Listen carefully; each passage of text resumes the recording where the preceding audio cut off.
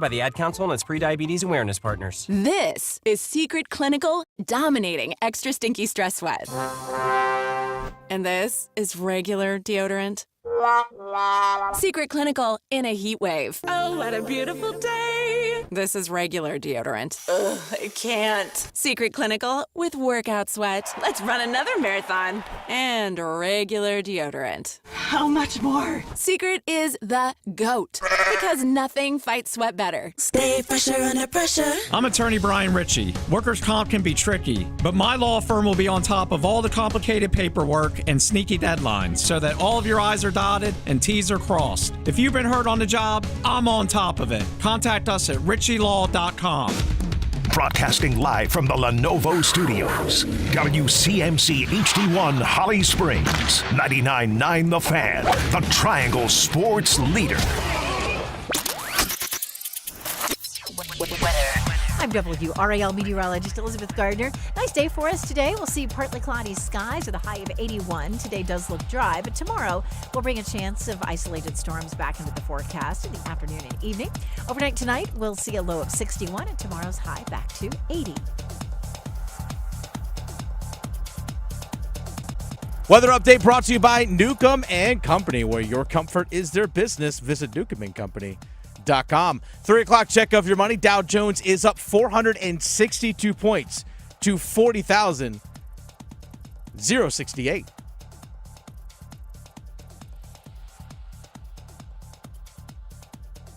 Young will try to run, escapes the pressure, and waltzes into the middle of the end zone. Throws deep down the left side. Sanders open, walks it in for a touchdown. Throws back in the end zone. Tommy Tremble, center cuts. Young hits David Moore on the slant and into the end zone, rolling to his right. He can run for it. He's got the 10. He's got the 5. Bryce into the end zone. Sanders up the middle, charging through the end zone. Touchdown, Carolina. The Drive with Tim Donnelly on 99.9 The Fan. The Drive with Tim Donnelly, 99.9 The Fan on Draft Day. NFL Draft Day, that is. I'm Tim Donnelly, Dennis Cox producing the show. The pick is in. 3 hours from now, we expect to hear Cam Ward. Not that Cam Ward. You mean 5 hours from now? 5 hours from now? 3 hours from now? I don't care how many hours from now. It's happening tonight, Dennis. I think that pick is already in. Let's be honest. For the other Hurricanes, Cam Ward. Yes. I'm going to forever call Cam Ward the quarterback, the other Cam Ward. I don't care how good he is as a quarterback. We know who the real Cam Ward is. Darn right. And the hard part is he played for the Hurricanes. There's that. He's the other Hurricanes, other Cam Ward is how we have to call him. Unless he, I don't know, becomes a Panther and a Hall of Famer, then we can put him on equal playing field. That's about it. Listen, I've done the hard work for you. I've been saying this for I don't know how long. Whatever you want to be upset about or be happy about when it comes to the NFL draft, I don't care what it is. You can like your players. We all have our guys, part of the draft process, right? People that I trust about football. We disagree wholeheartedly. This is my guy. That's your guy. We'll see who's right. I do not think anybody has a foolproof grasp on what a college player, what a college prospect will turn into in the NFL. There's too many variables. But the only thing I say is make your opinions known pre-draft. Make your opinions known before the draft, because then you're not being mad just to be mad. Then you're not just being happy because you like Dave Canales. Right? It's like, hey, you know what? I like Dave. So whoever he picks, I'm going to find a stat that I like about him and say it's a good pick. Put your opinions out there before the draft. I have in front of me the perfect draft. I went and I took every pick the Panthers have. I didn't go trades, okay, because that too difficult, too much time, and I in my mind I'd just be an excellent negotiator, right? I don't know. I got on the phone with the Vikings. They gave me all of their first rounders for the next 10 years. I made it happen. I sold them on it. So instead, no trades. I have every pick. The Panthers have 8th overall pick. In the second round, they have the 57th overall pick, third round, 74th, and on and on and on. They have 2 fourths, 3 fifths, and a 7th. I have a name that I want in every pick. I did do this last year. I got one right. I had 4th round Jatavian Sanders, the tight end, and that is exactly what happened.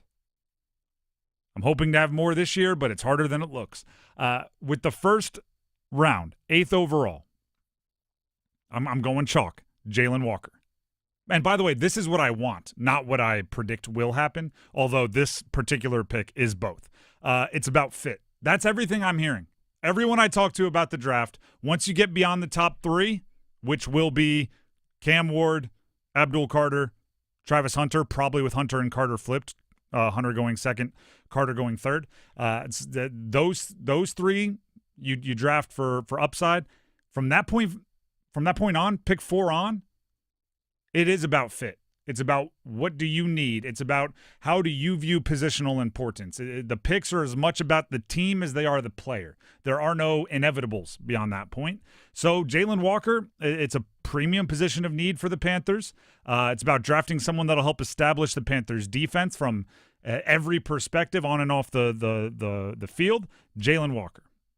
Round 2. Oh, and by the way, just for the rules of this perfect draft, I did look at an ESPN and an NFL Network 7-round mock draft, and nobody that I have selected was taken more than 5 picks in the mock drafts, 5 picks before the Panthers pick. So they're all within at least 5 picks, or they can be as far after as you want, just to make sure I wasn't doing anything unreasonable. So, yeah, within range. Round 2, Xavier Watts, safety, Notre Dame. Love that pick. He might be, and this is no disrespect to Starks or Emanwari, the best playmaking safety in the draft as far as getting his hands on the ball, intercepting the ball, looking to turn it back into offense and return interceptions. He's a Johnny-on-the-spot kind of player, and I think they need those types of playmakers on the defense.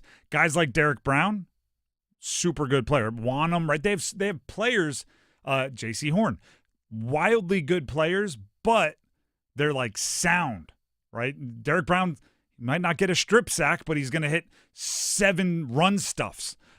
J.C. Horn, for as great as he is, right, low passer rating against, not many yards allowed. He doesn't get many interceptions. They need someone to make the big plays. I think Xavier Watts can do that, walk into a starting role at Notre Dame, from Notre Dame to Carolina. Round 3, Kyle Williams, wide receiver, Washington State. Fast guy, 4'4", playmaker downfield, stretches the field, all those kinds of things. This is a player that rose late. I didn't even know he was on my board until, shout out to, and I don't usually agree with him, Chris Sims brought him up in his top wide receivers, and I went, all right, let me see this. Watched it and went, ooh, interesting. He's what they need opposite of some of the other guys who are more possession guys, right? Thielen, Jalen Coker, we still don't really know what Xavier Legette is, but I know what Williams is, and he can fly. Ran a 4.4 flat 40 at the combine. And plays faster than that, right? There's like Matthew Golden. You watch Matthew Golden from Texas. You watch it. I literally watched a bunch of film on him before the combine, and in my notes I wrote not a burner. Then he ran a 4.29. And I was like, wait a second. That doesn't show up on tape. Kyle Williams is the opposite. Burner, 4.4, plenty fast enough. But I think he plays faster than that. Round 4, Quincy Riley, cornerback, Louisville, not Illinois. Yeah. This is pick 111. He's a player that came in on a visit to Carolina. That's what sparked my interest. I went, oh, let me go watch. Really liked it. So you know that there's some interest from the Panthers. If he's sitting there at pick 111, I think it's a great fit. 3 picks later, 114. It's another 4th rounder. I'm going Lathan Ransom, a safety from Alabama. I wouldn't be surprised if they don't need 2 different rookies to play at some point in time at safety. They need depth, they need athleticism, and in the 4th round, I'm maybe looking for a higher floor rather than the super-duper high ceiling. If you play a lot at Alabama in the SEC against those opponents, I think you're going to be all right. Round 5, you'll like this one, Dennis. He was available. I wasn't thinking he was. Brashard Smith. Yes! Pick 140. He was available by our rules. Fast running back, very good compliment to Chuba Hubbard. There were other running backs that I have kind of in that same category that I was prepared to go with, but he's outside of the guys that'll be drafted very, very high. I think he fits the role for the Panthers about as good as anyone could. Round 5, pick 146, I went Jared Ivey, an edge from Ole Miss. I do think that is something, he brings size. He's 280 pounds. So if you're going to go Jalon Walker on the edge, a little undersized, it's nice to have somebody that can go in there and be a bit bigger, playing in more of an inside role, stopping role. They have so many fifth-round picks. Last fifth-round pick 163, I went Aeneas Peoples, defensive tackle, Virginia Tech, prior to that Duke. Yeah. He is a North Carolina native. He is a smaller defensive tackle, but as we've talked about, not being afraid of that with Mason Graham, if he falls at the top of the draft, I'm not afraid of a smaller defensive tackle alongside Derek Brown, because Derek Brown brings the size and kind of these eating multiple blockers, while Aeneas Peoples can be a little bit more of a speed guy, technique guy. I like that late. And then round 7, last pick for the Panthers. They don't have a 6th round. I don't know why we built up the 7th round pick and not any of the others. I feel foolish. Jake Majors, center from Texas. Let's go. A little anticlimactic at the end. Depth at center, I think, is one of the few places on the offensive line I would look towards. If I knew internally that the Panthers were out maybe on Ike Ekwonu's 5th-year option, or already planning for life after Taylor Moton, I may have taken a swing at offensive tackle somewhere in there. But without that knowledge, I still think center depth is important. You saw it last year. They needed, 4 or 5 centers. Felt like it. I think it was 3, but felt like 4 or 5. Jake Majors, Texas, again, played at a big school. Interior offensive line versatility. And with it not being a premium position, you can expect them to fall a little bit and get a better player later in the draft. So that is my perfect draft. That is, if the Panthers do everything that I would do in a realistic sense, that is a perfect draft. And you know what? I don't even know how excited I would be if they do that tonight and into the weekend. If they do my perfect draft, I think I would be solid, like fist bump. We're not chest bumping, right? We're fist bumping at a seated position, because this isn't a draft where you get, the million difference makers. This is a draft where you get hopefully a billion contributors, right? It's quantity of good over quality or scarcity of great in this year's draft. So, even if it goes perfectly, I still think it's solid. It's a doubles draft, right? You're up against a good pitcher. Just get on base. Before we move on, any reactions, Dennis? I'm not going to lie. Xavier Watts is someone I'm really high on. I think that's got to be a perfect fit, plug in, play day one as a free safety. And Winston was available there as well, Penn State. I went back and forth on the safeties. I think Winston is a little bit more heavy hitter, big hitter, and I just want a guy that's not going to get beat deep and is going to get his hands on the ball. The Drive with Tim Donnelly, 99.9 The Fan. Speaking of Jalon Walker, who I had as my perfect 8th overall pick for the Panthers, he played his high school football here in the state of North Carolina at Salisbury High School. We have his former coach at Salisbury High School, Brian Henson, joining us next. He's now the head coach at Davie County. He'll be joining us to talk about what Jalon Walker was like and if he knew all of this was coming his way. Stick around. Do you ever go to the Carolina Hurricanes games and find yourself thinking, what do the players eat before the game? What are their pregame rituals? What kind of music gets them pumped up ahead of the game? How sacred is the game day nap? What's the post-game mood on the team plane? Check out my new podcast, Iced Tea, with me, Megan LaMontagne. I get to talk to people who spill the tea on the Carolina Hurricanes. Listen to Iced Tea in any podcast app or watch the show on the Fan YouTube channel. Dear McDonald's, your breakfast menu? Fire. 10s across the board. I could be happy with anything, even though I order the same thing every time. Thanks for not judging me. I'll try something new next time. Maybe. Get your faves for less. Buy a sausage McMuffin with egg for $2.50. Add any size Sprite for $1.49. Price of participation may vary. Cannot be combined with any other offer or combo meal. Ba-da-ba-ba-ba. As America's leading business lender, Bank of America is on your corner and in your corner, right here in the Triangle. With $215 billion in business loans and over 3,700 business specialists across the nation, we help businesses thrive so communities prosper. What would you like the power to do? Learn more at bankofamerica.com/local business. Bank of America, official bank of FIFA Club World Cup 2025. Copyright 2025 Bank of America Corporation, all rights reserved. Celebrate 50 years of adventure at Busch Gardens, Williamsburg. Enjoy award-winning performances and European-inspired attractions. Feel the excitement of thrilling rides like the all-new Big Bad Wolf, The Wolf's Revenge, opening in May. And seasonal events like the Food and Wine Festival, where you can taste, sip, and savor more than 150 flavors from around the world, featuring over 80 new menu items, only at the world's most beautiful theme park. Save up to 30% on tickets, fun cards, and memberships during our Spring Spectacular sale. Hurry, offer ends soon. Restrictions apply. Now at Verizon, we have some big news for your peace of mind. For all our customers, existing and new, we're locking in low prices for 3 years guaranteed on My Plan and My Home. That's future you peace of mind. And everyone can save on a brand new phone on My Plan when you trade in any phone from one of our top brands. That's new phone peace of mind. Because at Verizon, whether you're already a customer or you're just joining us, we got you. Visit Verizon today. Price guarantee applies to then current base monthly rate. Additional terms and conditions apply for all offers. Still getting around to that fix on your car? You got this. On eBay, you'll find millions of parts guaranteed to fit. Doesn't matter if it's a major engine repair or your first time swapping your windshield wipers.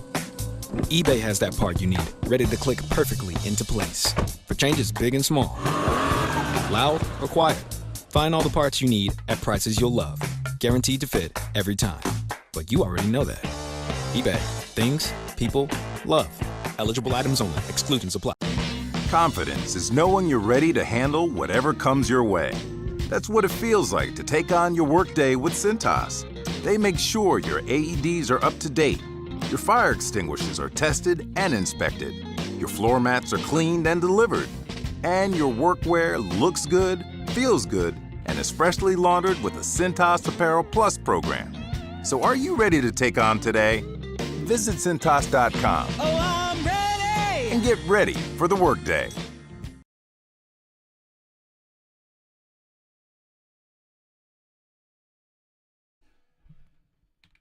The Drive with Tim Donnelly, 99.9 The Fan. Jalon Walker will almost certainly hear his name called fairly early in tonight's first round of the NFL draft. And Brian Henson is one of the few that can say he had a direct hand in that. Former Salisbury high school head coach, where he coached Jalon Walker in his high school career to a state championship as a junior, as well as the current head coach at Davie County High School, joins us now in the Heister Automotive Group hotline. Brian, we appreciate you for taking the time. Well, I want to start with the origin story, right? When did you know Jalon Walker was different, right? When you're coaching him, when did you know that all this was possible? Well, I appreciate y'all having me first and foremost. Any chance you get to talk about a great person as Jalon Walker, you're blessed, and it's awesome to be a part of that young man's life. You know, you said I had a part in it. I don't know how much of a part I played. I think that's Jesus Christ and genetics, if you know what I mean. But it was obvious his freshman year, which I've known Jalon since he was a little kid. I've known him for pretty much most of his life. But, you know, you see what the young man can do athletically as a freshman, just coming in for workouts in the summer, and just really the explosion that he had. And just the fast twitch fibers that he had, you knew he was different from day one. It was pretty amazing to see him and just the difference and that young of a person. But it was evident day one. So, you know, we're hearing all of these, you know, I don't know if they're horror stories, but we hear the myths of how far back NFL teams go to research their first round picks. Have you been contacted by NFL teams wanting to know maybe a little bit of his history or what he was like growing up?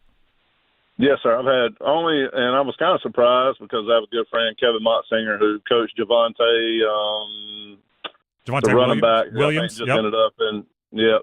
And so I had, I think it was the Rams called and contacted me, and they honestly said, Coach, we don't think he's available, but if he is, we want to have our I's dotted and our T's crossed. But, yes, there was one NFL team that reached out to have a conversation about Jalon. So I'm going to pretend I'm one of those NFL teams. And we're talking to Brian Henson, Jalon Walker, who's expected to be drafted tonight out of Georgia. Many are mocking him to the Carolina Panthers. Brian coached Jalon in high school at Salisbury. I'm going to pretend I'm one of those NFL teams. I'm going to ask you a question.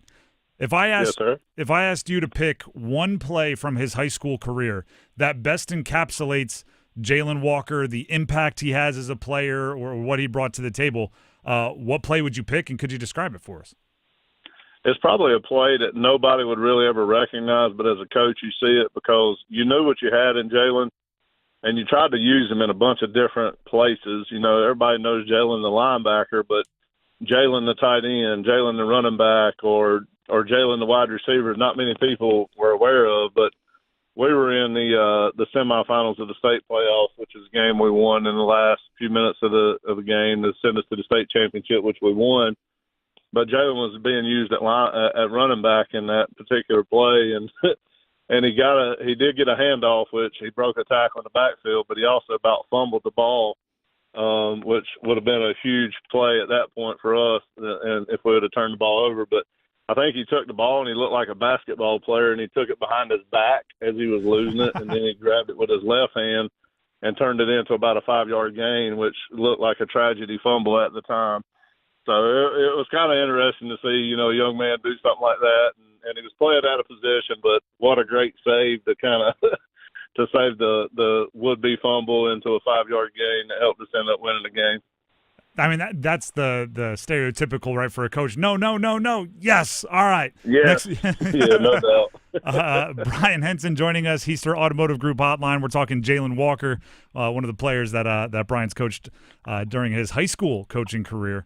The off-the-field stuff, it has to be kind of heartwarming, I guess, because all of the insiders are saying he's, you know, the person you want in the locker room. He's crushing the interviews. He's great in the room. Has he always been that impressive as a kind of, you know, as a dude or as one of the guys? Or I don't know, what was he like in high school kind of away from the football field? 100% no-brainer. Easiest question to answer. That is a complete yes. Jalon is as good a person as you will find. I remember him being a young man when his dad was coaching at Salisbury High School, and Jalon sung the national anthem, and his voice was still cracking. But he had to fight through that, and he did it with flying colors. But, you know, the Rams asked, and one of the things that I said to the Rams was, as a football coach, whenever your best player is one of the best people, one of the best students, one of the best leaders, and just one of the best over-around human beings you've ever met, then that makes things so much easier for you as a coach. And that is what he is. He is a true bona fide, you know, he was a 5-star player, but he is a 100% 5-star person as a human being, and that is what I'm most proud of. And I tell him that whenever I get a chance to tell him, you know, just keep being who you are and be proud of who you are and continue doing what you're doing. What kind of a singer is he? He struggled a little bit. All right, hey, he's not perfect. That whole puberty thing. But, you know, he did his best, and he gave it all he had, and he got a standing ovation at the end of it. So that's what mattered for that young man at that point. I mean, that's the story right there, right? Even when he sings poorly, he walks off with a standing ovation. Hey, whatever you give 100% and you give it your all, people tend to notice. All right, back to the football. As somebody that's, you know, been with him through the development process, like the other kind of common refrain about Jalon Walker going into the draft is he's a bit of a tweener, right? Is he an edge rusher? Is he the off-ball linebacker? Kind of where should he be listed? What should he be treated as? In your opinion, somebody that's seen the skill set develop, where does he fit best? I think the other way, sometimes you got to look at it from an optimistic standpoint. I think instead of calling him tweener, you call him the Swiss Army knife.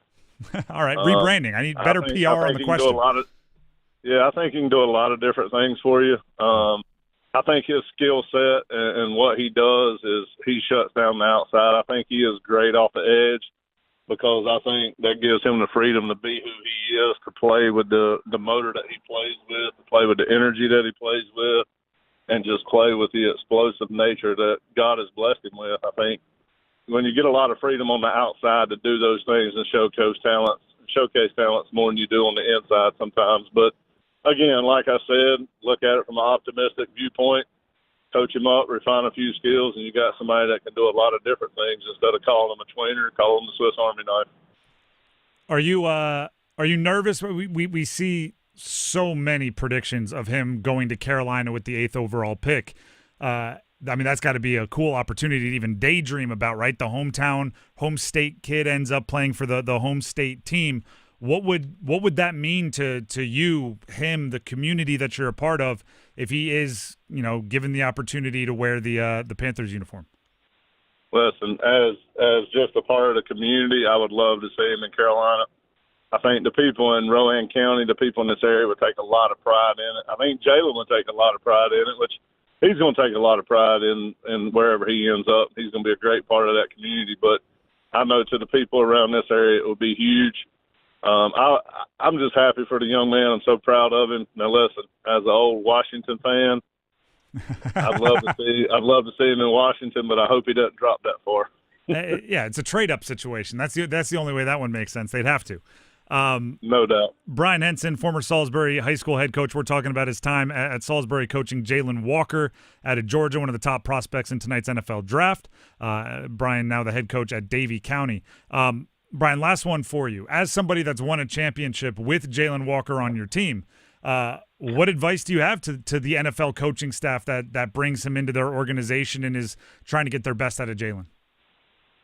I think whenever you take somebody like Jalon and you turn him loose, you just let him be who he is, because he's going to do nothing but make you proud to have him in your program. I mean, he's going to do everything the right way. He's going to be a great part of the community. He's going to reach out to the community. He's going to be a great example.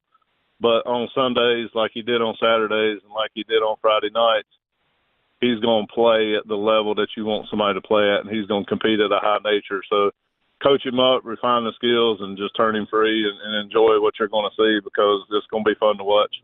Brian, we appreciate you for taking the time. Good luck tonight. Enjoy watching the draft, and good luck with Davie County as well. I appreciate you. I appreciate you and everything you guys do, and looking forward to watch Jalon play. And I love him. I'm proud of him, and I wish him nothing but the best. That's awesome. Thanks, Brian. All right. Have a great evening. You too.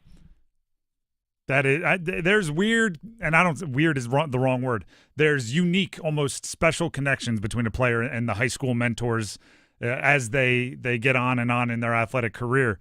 It just happens that way, right? It just happens that way. So you could hear it there, especially at the end. Proud, like a proud secondary father, right? I remember when. And he's putting the ball behind his back in the middle of big playoff games. So you had to know there was something special there. The Drive with Tim Donnelly, 99.9 The Fan. We're actually going to talk with Omarion Hampton's high school coach later in the show as well, two North Carolina products, meaning state of, that are expected to hear their names called tonight in the first round. Definitely a different viewpoint on some guys that are talked about a ton going into tonight. We have the Dean's List coming up. We have a ton of local prospects to talk about in the draft. And again, Scott Riley from out there in Clayton at Cleveland High School will be joining us to talk Omarion Hampton. That's all coming up in the next segment. Stick around. Evan, Canty, and Michelle are unsportsmanlike. A record in sports that would be a big deal if it was broken and we'd all be in on it is 100 points in a game in the NBA. Oh, yeah, big time. If I told you within the next 20 years in the NBA, somebody would score 101 points in one game. I could see it. Couldn't you see a team just waving the white flag and another team taking advantage of that? Unsportsmanlike. Mornings from 6 to 9 on 99.9 The Fan, the Triangle Sports Leader. Breaking news coming in from Bet365, and it's no surprise. Same game parlay from Bet365 just keeps getting better. Well, it's even easier to make a bet. Choose from the most popular markets like hits, run line, totals, and home runs. So many to choose from. Download the app, start building your bet, and see why it's never ordinary at Bet365. Gambling problem? Call 1-877-718-5543 or visit morethanagame.nc.gov. 21 plus only. Must be physically located in North Carolina. TNCs apply. It's bow time. Yep, it's eating time again. Now you could unload groceries, chop, dice, mince, preheat, heat, slap around the smoke detector, and then celebrate with a big old pile of dishes. But if you're tired of cooking, or tired of sorta cooking, it's time to feed the whole family with Bojangles Fried Chicken Family Meal. With Bojangles' famous chicken, fixins, biscuits, and tea, you can forget the cookbook and spend some well-earned quality time with a delicious dinner from Bojangles. It's bow time. There's no time like bow time. Time to stop whatever you're doing for some of that bodacious Bojangles flavor. Satisfy your craving for flavor and your passion for boneless chicken with Bojangles 4-piece Supremes Dinner. 4 perfectly seasoned Cajun-fried whole breast tenderloin fillets. Choice of fixin', a made-from-scratch buttermilk biscuit, and Bojangles legendary iced tea. When you're hungry for flavor and value, it's Bo time. Are your monthly bills keeping you up at night, wondering how you got so behind? Hey, I'm Roger Moore, CEO of Loan Pronto. I get it. Life is expensive now. Insurance, groceries, cars. And then there's the credit card debt with those obscene interest rates. It's time to regain your financial freedom. And that's what we offer at Loan Pronto, using the power of the equity in your home. We have multiple ways to get you the cash you need, and most clients close in 2 weeks or less, and many don't even require an appraisal. And listen, rates have been plummeting recently. We just locked a homeowner in with an APR in the low 5s, saving her over $1,000 per month, and put $10,000 in her pocket. Life-changing money. Whether you're drowning in debt, have a nosebleed rate you got last year, need home improvements, or simply need cash in your pocket, we can help you accomplish this goal in record time. Call us today and get started with no hard credit pull, just a conversation. LoanPronto.com, 919-381-1760. LoanPronto.com. That's LoanPronto.com. Equal housing lender, NMLS 1661781, subject to lender approval, NMLS ConsumerAccess.org. Did you hear? A recent stash of $10 gold Liberty coins from the 1800s has been found. These gorgeous gold coins are as bright and shiny as the day they were struck in the late 1800s, and less than 200 of these gold coins are available. Coin experts are calling this gold find an incredible opportunity. Call 1-800-917-4635, and you are guaranteed a $10 gold Liberty coin minted by the U.S. Mint in the 1800s. But with extremely limited availability, you must call now.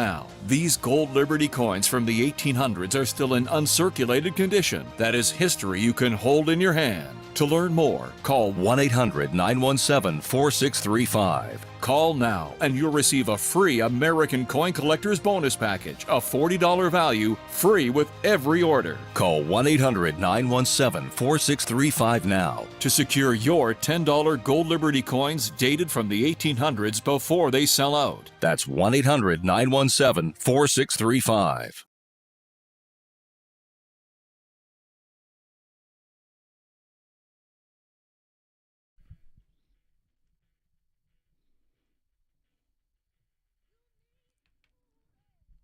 The Drive with Tim Donnelly, 99.9 The Fan. I caught the bug of getting like high school stories about the upcoming draft prospects today because we talked with Brian Henson, the high school head coach of Jalon Walker, who's out of Georgia, expected to be one of the top picks in tonight's NFL draft. Many are mocking him to the Carolina Panthers. And we are going to talk with Omarion Hampton's high school head coach, Scott Riley, from out there in Clayton at Cleveland High School in a little bit. So for everybody else to fill in the gaps here, we have Joel Bryant, high school OT. Many of you know him from crisscrossing the state covering high school sports. He's under our umbrella here. We're colleagues, so we pulled him in from the office to join us in studio. Joel, what's going on, man? Not much. I'm just really excited for this draft. I feel like there's so many different things that can happen. I'm usually good at like predicting like the first round, but this year it's so wide open. I'm confident for like who the first three are going to be. Anything beyond that, chaos. Yeah. The cool part though about a night like tonight with the draft is, and I'm sure you see this, and I remember this from my playing career. Like in high school, in state, bitter rivals, right? It's especially if there's another player who's highly ranked, you want to make sure you outdo them. But then as soon as a night like the draft comes around, or as soon as you're playing in college, then all of a sudden you're bragging about each other, right? Because then it's the North Carolina high school. It needs to be defended against the other guys in your locker room from Florida or Virginia or wherever it is. So tonight is a night where, some maybe former rivals suddenly are really celebrating each other if they make it in the draft, and not just tonight, first rounders, but also throughout the entire weekend. So I want to throw some names out here and see kind of what you can tell us about what they were in high school. And I'm just kind of putting you on the spot here, so okay. We'll go with that. What about James Pierce? James Pierce Tennessee guy from, I believe, outside Charlotte. Yep. At one point in time this year, he was top 5 pick, is what everybody was saying, and then injury, maybe the production wasn't there, whatever it is. Still fighting to be a first rounder. What do you remember about James Pierce as a high schooler? Well, just a really freakishly dominant player. He, all the opposing coaches that went up against him, they have kind of horror stories of playing James Pierce, try to plan for him, and just what he does to you over the course of the game. And you're right, he was a guy that we were thinking would be a very high pick for a while. I remember it was way too early mock drafts to come out after the one that just happened. He was like number 1 pick on one of them last year. So his stock's kind of fallen a little bit here. But yeah, to ask anyone who played him while he was at Chambers, they'll tell you some horror stories. I think what everybody was hoping was that he would just come back this year and be 20 pounds heavier. And if he was 20 pounds heavier, I think he'd be in the mix with Jalon Walker and maybe right behind Abdul Carter, because his 40 time is bananas for somebody his size. I don't know if you're going to have many memories of this next one as a high schooler, because he flew wildly under the radar before, and there's a couple really good articles about his story working at Amazon and figuring it out. But then he ended up at ECU and gets hurt, but he still has this tantalizing skill set. We're talking about Siobhan Revel, played at Reagan High School. Is there memories of Revel, or was he so under the radar that you could watch a Reagan game even and not know? Well, he was very under the radar. We have one highlight of him catching a game-winning touchdown at Reagan his senior year, but he started at a different high school, R.J. Reynolds in Winston-Salem. He transferred to Reagan for that last year. He had some issues in high school. There were some injuries. He got into a bad car accident. His grades just probably weren't the best at the time. So, yeah, he was definitely under the radar, and that's why I ended up at Lewisburg College. And then that's where the Amazon thing started, right? Yeah. And he was working in the warehouse, him and his dad. He ends up at ECU. Corner, rangy, right? Big dude. The 40 time is what kind of gets everybody really excited.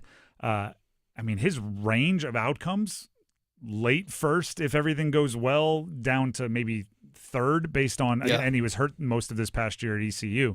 It only takes one team to fall in love with you, but he's one that I think is watching every pick very, very, very nervously, because you don't really know. I would not be surprised to see him go tonight. Really? The tape is just it's outstanding. 6'2", 200 pounds. That closing speed he has is ridiculous. There was that one pick six from earlier in the year. The good news to me is he was hurt early in the season, so he's had extra recovery time. They say he's looking good recovery-wise, but you're right. All it takes is one scene to pass him medically, and he's in the clear. It is. He kind of did the mic drop thing, because like this offseason, and I'm sure he was buzzy in drafts, kind of like James Pierce Jr., right? Yep. He was one of like this guy's going to rise. This guy's going to rise. Then he had a very, very productive couple of games, and then he got hurt. And it was almost like, you dropped the mic. Like, you saw what I can do. Now, obviously, he wasn't planning the injury, but it kind of worked out that way anyway. Yeah. Those couple of games. Because now there's, if you're like me, I'm a film nerd. Right, you go watch every touch of a wide receiver, every target of a tight end. It's pretty much all highlights for Revel, because he didn't have enough of a season to like have a down game or to give up the big touchdown like corners do at times. So again, it takes one to fall in love with, but it's like watching a highlight film, watching like every snap of his season, which is kind of crazy. Yeah. Let's dig a little deeper. I'm trying to from Clemens, North Carolina, Jared Wilson. Yep. It's a rival of Reagan, so okay. Yeah, he might have played Savon Ravel at some point. Ends up at Georgia, interior offensive line, so he's going to be, you hope, have a little versatility, left guard, right guard, center. I don't know if there's as many like Paul Bunyan myths about interior offensive linemen in high school, right? Jalon Walker's putting the ball behind the back in the middle of the game. You're bringing up the horror stories of James Pierce. Do you have maybe something less flashy but as exciting about somebody like Jared Wilson? His recruitment was exciting because he committed to Carolina like 2 different times, then flipped to Georgia. He was one of those that just went back and forth. No, a 17-year-old was indecisive? Who would have guessed? Yeah, just a little bit. But no, I don't have any horror stories from him, but the athletic profile of this guy, very impressive. He kind of blew up at the combine. He only started this last year at Georgia, but his athletic profile is so good, he might end up being a second-round pick. Wow. Really? He seems that high. All right. I mean, interior offensive line. If you think of like the centers, that's where he probably projects the centers. You have, who's the top center this draft? I don't even know as far as centers go. I mean, interior offensive line, I will say, though, is having a moment. They're getting paid more. Guards, centers, obviously defensive tackles have always gotten paid, but they're getting paid more, so the league is showing more value there. So maybe there's some rising. Speaking of, Aeneas Peebles. Yeah. Knightdale High School, Virginia Tech's where he finished his career, but obviously many of us know him from his Duke career. Yep. You see him translating, a little undersized, I guess would be the knock on Peebles. Do you see him translating the league? Yeah, kind of a speed rusher, 6 foot, 280 pounds. He's definitely an explosive guy from an interior standpoint, but I think he uses that leverage to his advantage. That kind of, he gets that kind of a low shoulder pad and kind of can dig up into a guy like that. Aeneas is interesting because very bright kid. He ended up going to Duke.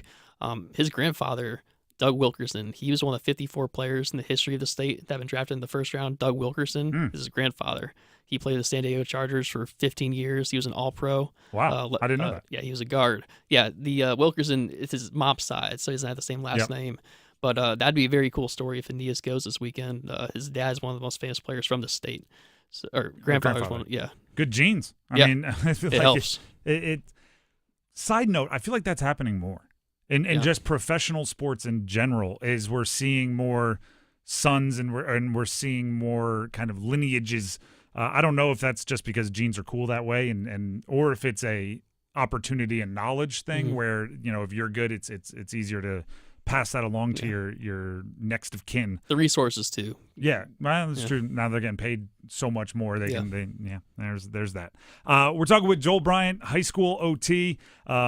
Joel, who are we missing? Right, I've got a few more games, a few more players I could ask, but you're gonna know the right diamonds in the rough better than me. So what players, maybe from the state, from the area, have a chance to get drafted that many aren't talking about?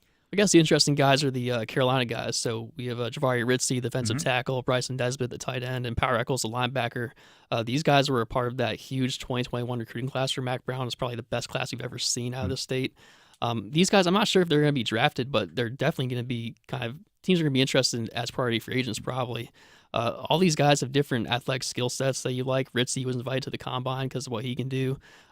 Nesbitt is kind of like a late bloomer because he didn't play until his last years of high school. And Eccles, he doesn't have the athletic profile or the size profile, but as a football player, I think he's a beast. How much of a bummer is it that Willie Lampkin isn't 3 inches taller and 30 pounds heavier? Oh, man. I actually like Willie Lampkin. Like, I would make him a fullback. Okay, the Chargers. I think the Chargers have an old defensive lineman that they play at fullback occasionally. Yeah. What was his official height? It was like I don't even know. Short for 5'10". 5'10". 5'10". 5'10". Yeah. I mean, here's the thing about Willie Lampkin. For those of you who don't know, he's an offensive guard, All-American from UNC. He's just undersized, right? He's 5'10". He's well below 300 pounds, which is and when I say well below, like 280 maybe. Yeah, 270. Which is a wildly big human, but it's not big enough to be an offensive lineman in the NFL. But somehow it's never mattered to this point. And he's been to the All-Star games, and he obviously played high-level ACC football, opening up holes for Omarion Hampton. I just love him as a football player, and I wish there was a spot for him. We'll see. I think somebody will give him a chance in camp. There's going to be. You see these jumbo sets people do with the 3 tight ends. Why not just make him one of the tight ends? Whatever it takes. I'd play him on.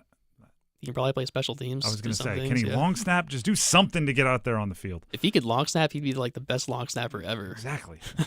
Doesn't take that much. Joel, anything we're missing before we let you go?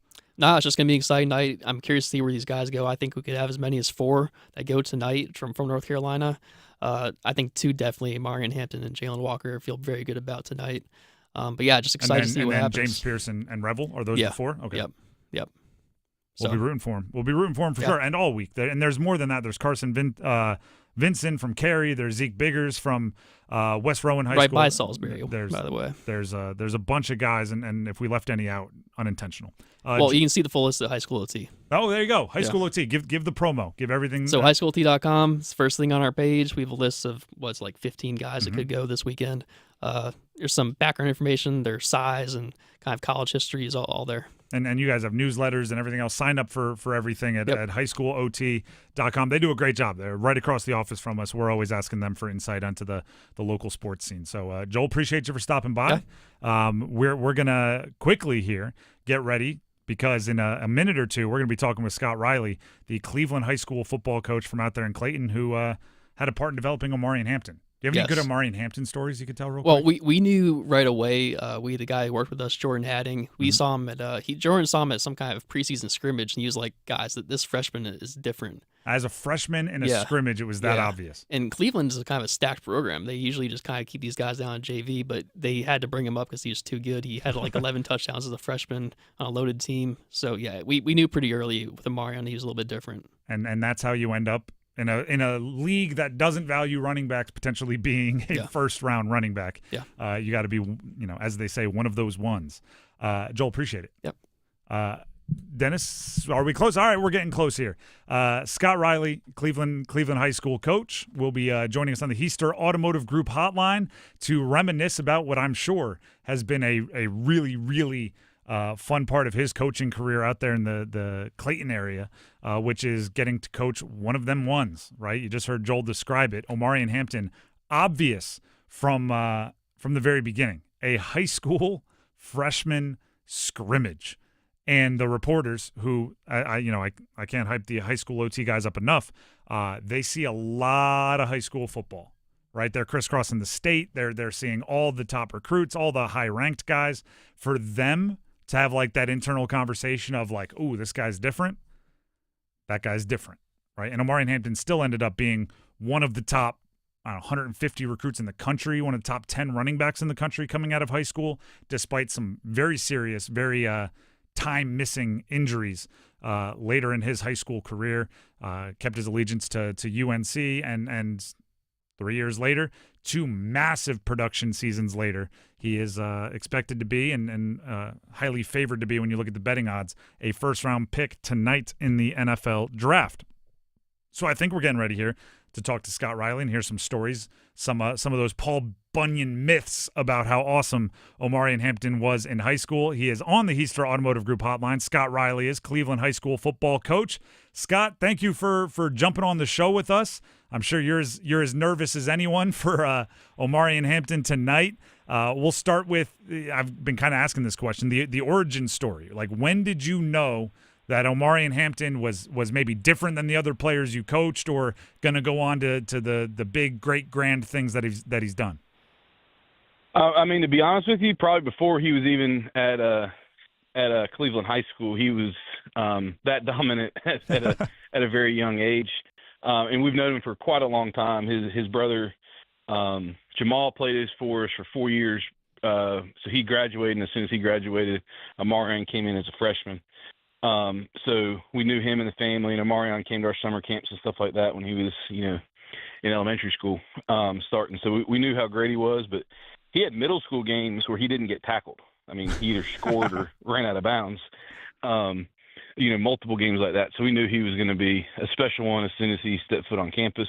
But obviously you don't know you're going to be an NFL guy until probably sometime in the sophomore year, and you're like, oh, yeah, this is going to be special. And I mean, I believe a lot in him, and obviously pretty biased, but I think even when he goes to the NFL, he's going to be special amongst those guys as well. So I love that. You started the phrase with, obviously you didn't know he was going to be an NFL guy until, I thought you were going to say, till he was dominating at UNC, or, till he was one of the top. You went all the way till about midway through his sophomore year, which is really early to know a guy is going to be that good, or to have that thought.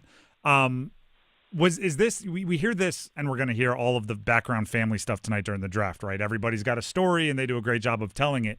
But sometimes I think it's as simple as, you got an older brother, you're trying to keep up with your older brother, that develops you faster. Was he given that little brother energy of the guy that's always played up and tried to fit in with the big guys? Yeah, he has, and Jamal's was a great player for us as well, and I think one thing that probably helped him too, like, when you first get in the weight room, it's a learning process, and Jamal was taking a lot of that stuff that he had learned with us and, bringing it home and lifting with him even before he got to high school. And so I'm sure Omarion would tell you, Jamal played a huge role in his development as a person and a player, for sure. We're talking with Scott Riley, Cleveland High School head football coach, reminiscing about his time coaching Omarion Hampton, who is expected to be one of the first running backs off the board in this year's draft, a favorite to, or the odds say he should be a first-round pick, according to the sports books. I looked up some stats, Scott, and while he was at Cleveland, even dealing with some absences due to injury, Omarion rushed for 5,370 yards. That's 5,370 yards, 88 touchdowns, caught 28 passes for over 500 yards, and 8 more touchdowns. One of the things we're hearing about, in all the draft prospect circles is he has workhorse ability. What is it about him that makes it possible or even appealing to a coach for him to handle such a high volume of touches? Yeah, he's so strong. His body's so well prepared because the most important thing for Omarion is football, and he's always had a deep passion for the game. So it's just really exciting to see someone gets to, you don't always get to do what your passion is for a career. He's getting to do that. So he's always going to do everything he has to do, the hard work behind the scenes to be prepared. And his body's going to be prepared. He's going to know what he's doing that way. And you have to do that at that NFL level to survive the beating that NFL running back takes. But he's obviously got the frame and the strength and those things to not only absorb but deliver shots. But he's going to do everything he has to get his body right to play, and he can carry as much as you want. We had to keep that in mind. We would have conversations all the time. We're like, look, the best play is always to give it to him. It's just in high school, it is. But it isn't necessarily the play that we always had to. There's other ways to do things, and we knew that he was going to be going on to bigger and better things. We didn't want to wear him out too much in high school because, it'd be 3rd and 12, and the best option is just hand him the ball because he's averaging 12 yards a carry. Try not to overuse him, but that was a big thing, especially the last couple of years. But, you talk about his high school stats, and you really got to look at his, yards per game and yards per play, because not only did he have that injury in his junior season, that's the only injury he's ever had, but, COVID as well, cut a lot of games out of, we were able to play each season, but they were shorter, his junior and senior year than they otherwise would have been. So, but I think he averaged 12 yards every time he touched the ball in high school. So, he was pretty special. Scott, I love it. You might be the first high school coach in history to have a player total nearly 6,000 total yards and almost 100 touchdowns. And you're going like, well, actually, that doesn't tell that he was way better than that. You need to look at the context because the numbers are crazy anyway. So I appreciate you for giving us the nuance and the details. But you did reference the injury, right? If you read any kind of like recruiting story about Omarion, it is part of the story is he had the kind of major injury his junior year. And the teams that kept recruiting him and, he earned his loyalty and all those things. What was it like watching him deal with that adversity? And maybe what did you learn about him that facing that type of a task could reveal? Yeah. Obviously, that injury is something as a high school football coach we think about all the time and regret having happened because the team went on to the state championship game even without him that year, and we lost by 8, and I know he would have scored more than 8 points. So it's always hard, and it was really hard on him being on the sideline for that run to the state championship and not being in the game. But I also told him even at the time that, us getting there was a big credit to him, even though he wasn't playing in the games, because it's, in high school, you always have a star, but rarely is your star the hardest working guy you've almost ever coached. And that's what Omarion was.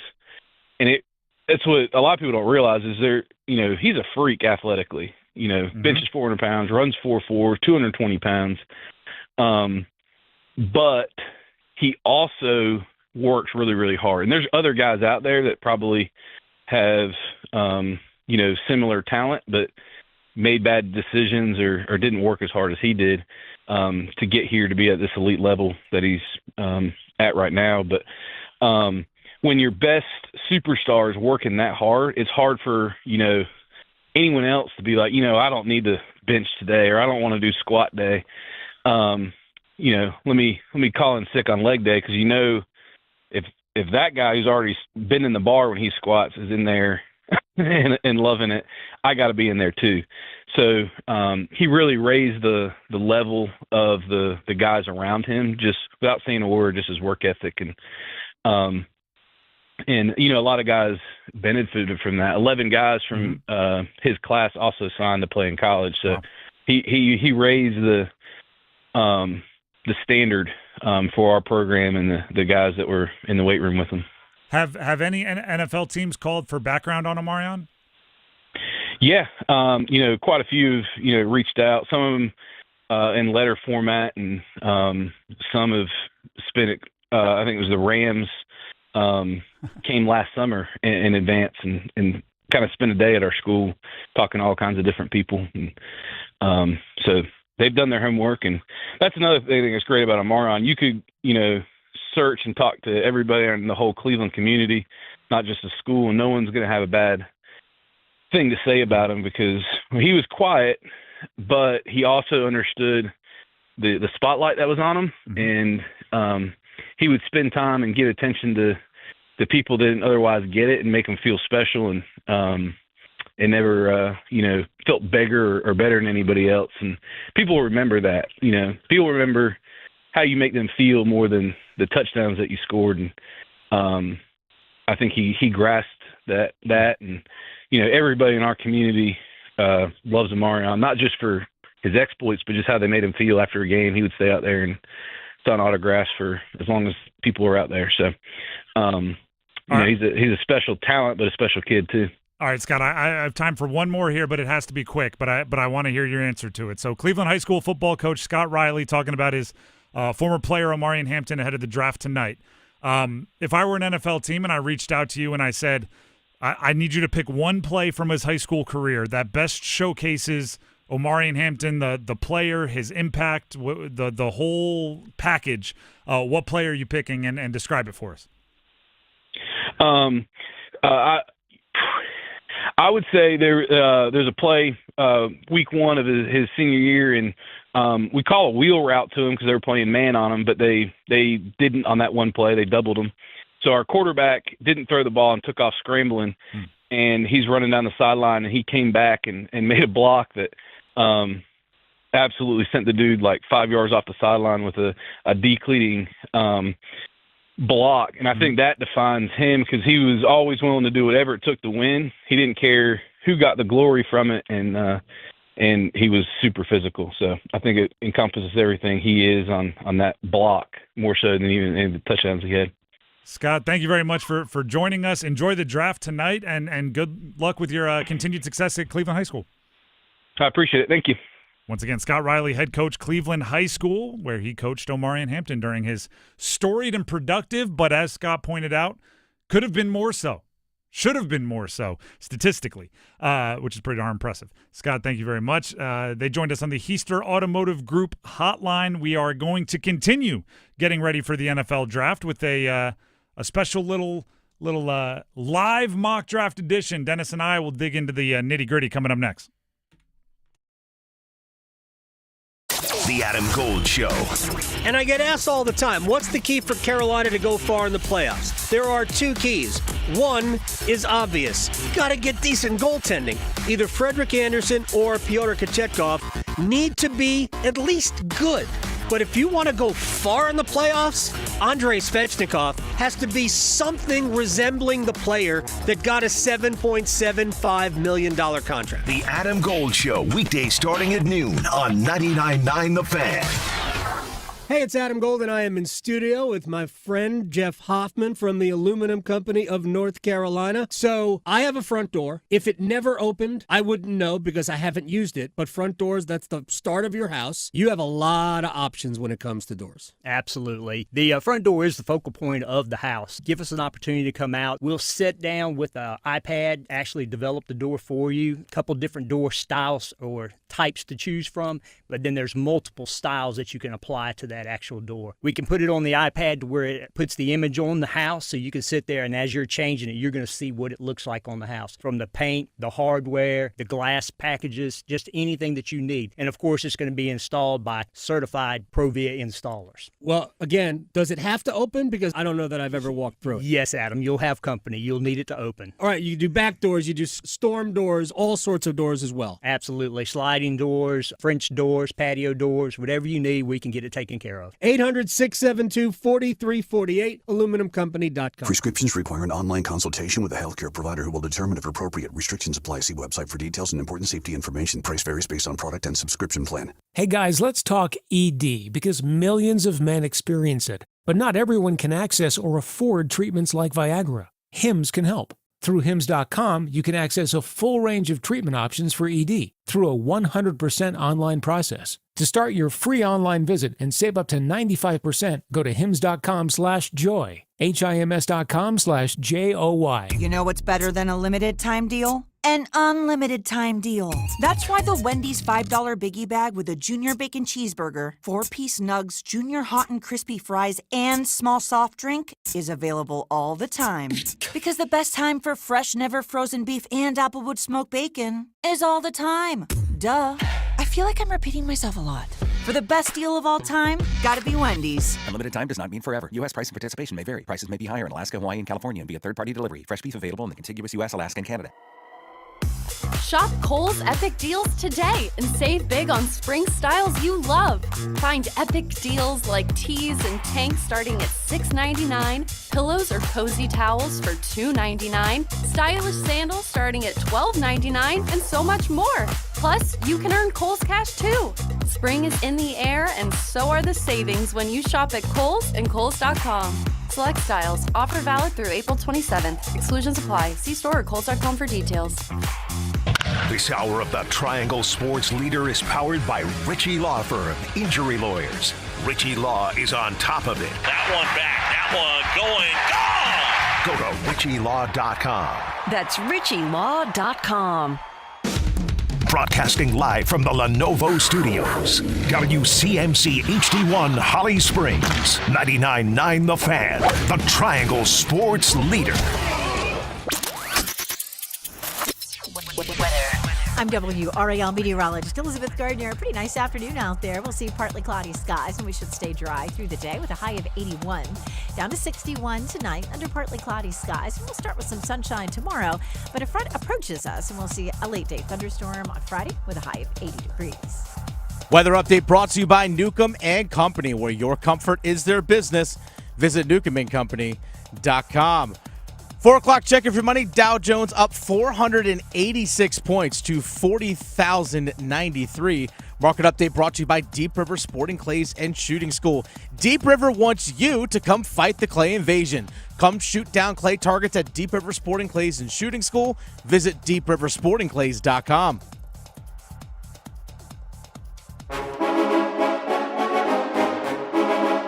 Let's move the chains. Time for football at 4. The Drive with Tim Donnelly, 99.9 The Fan.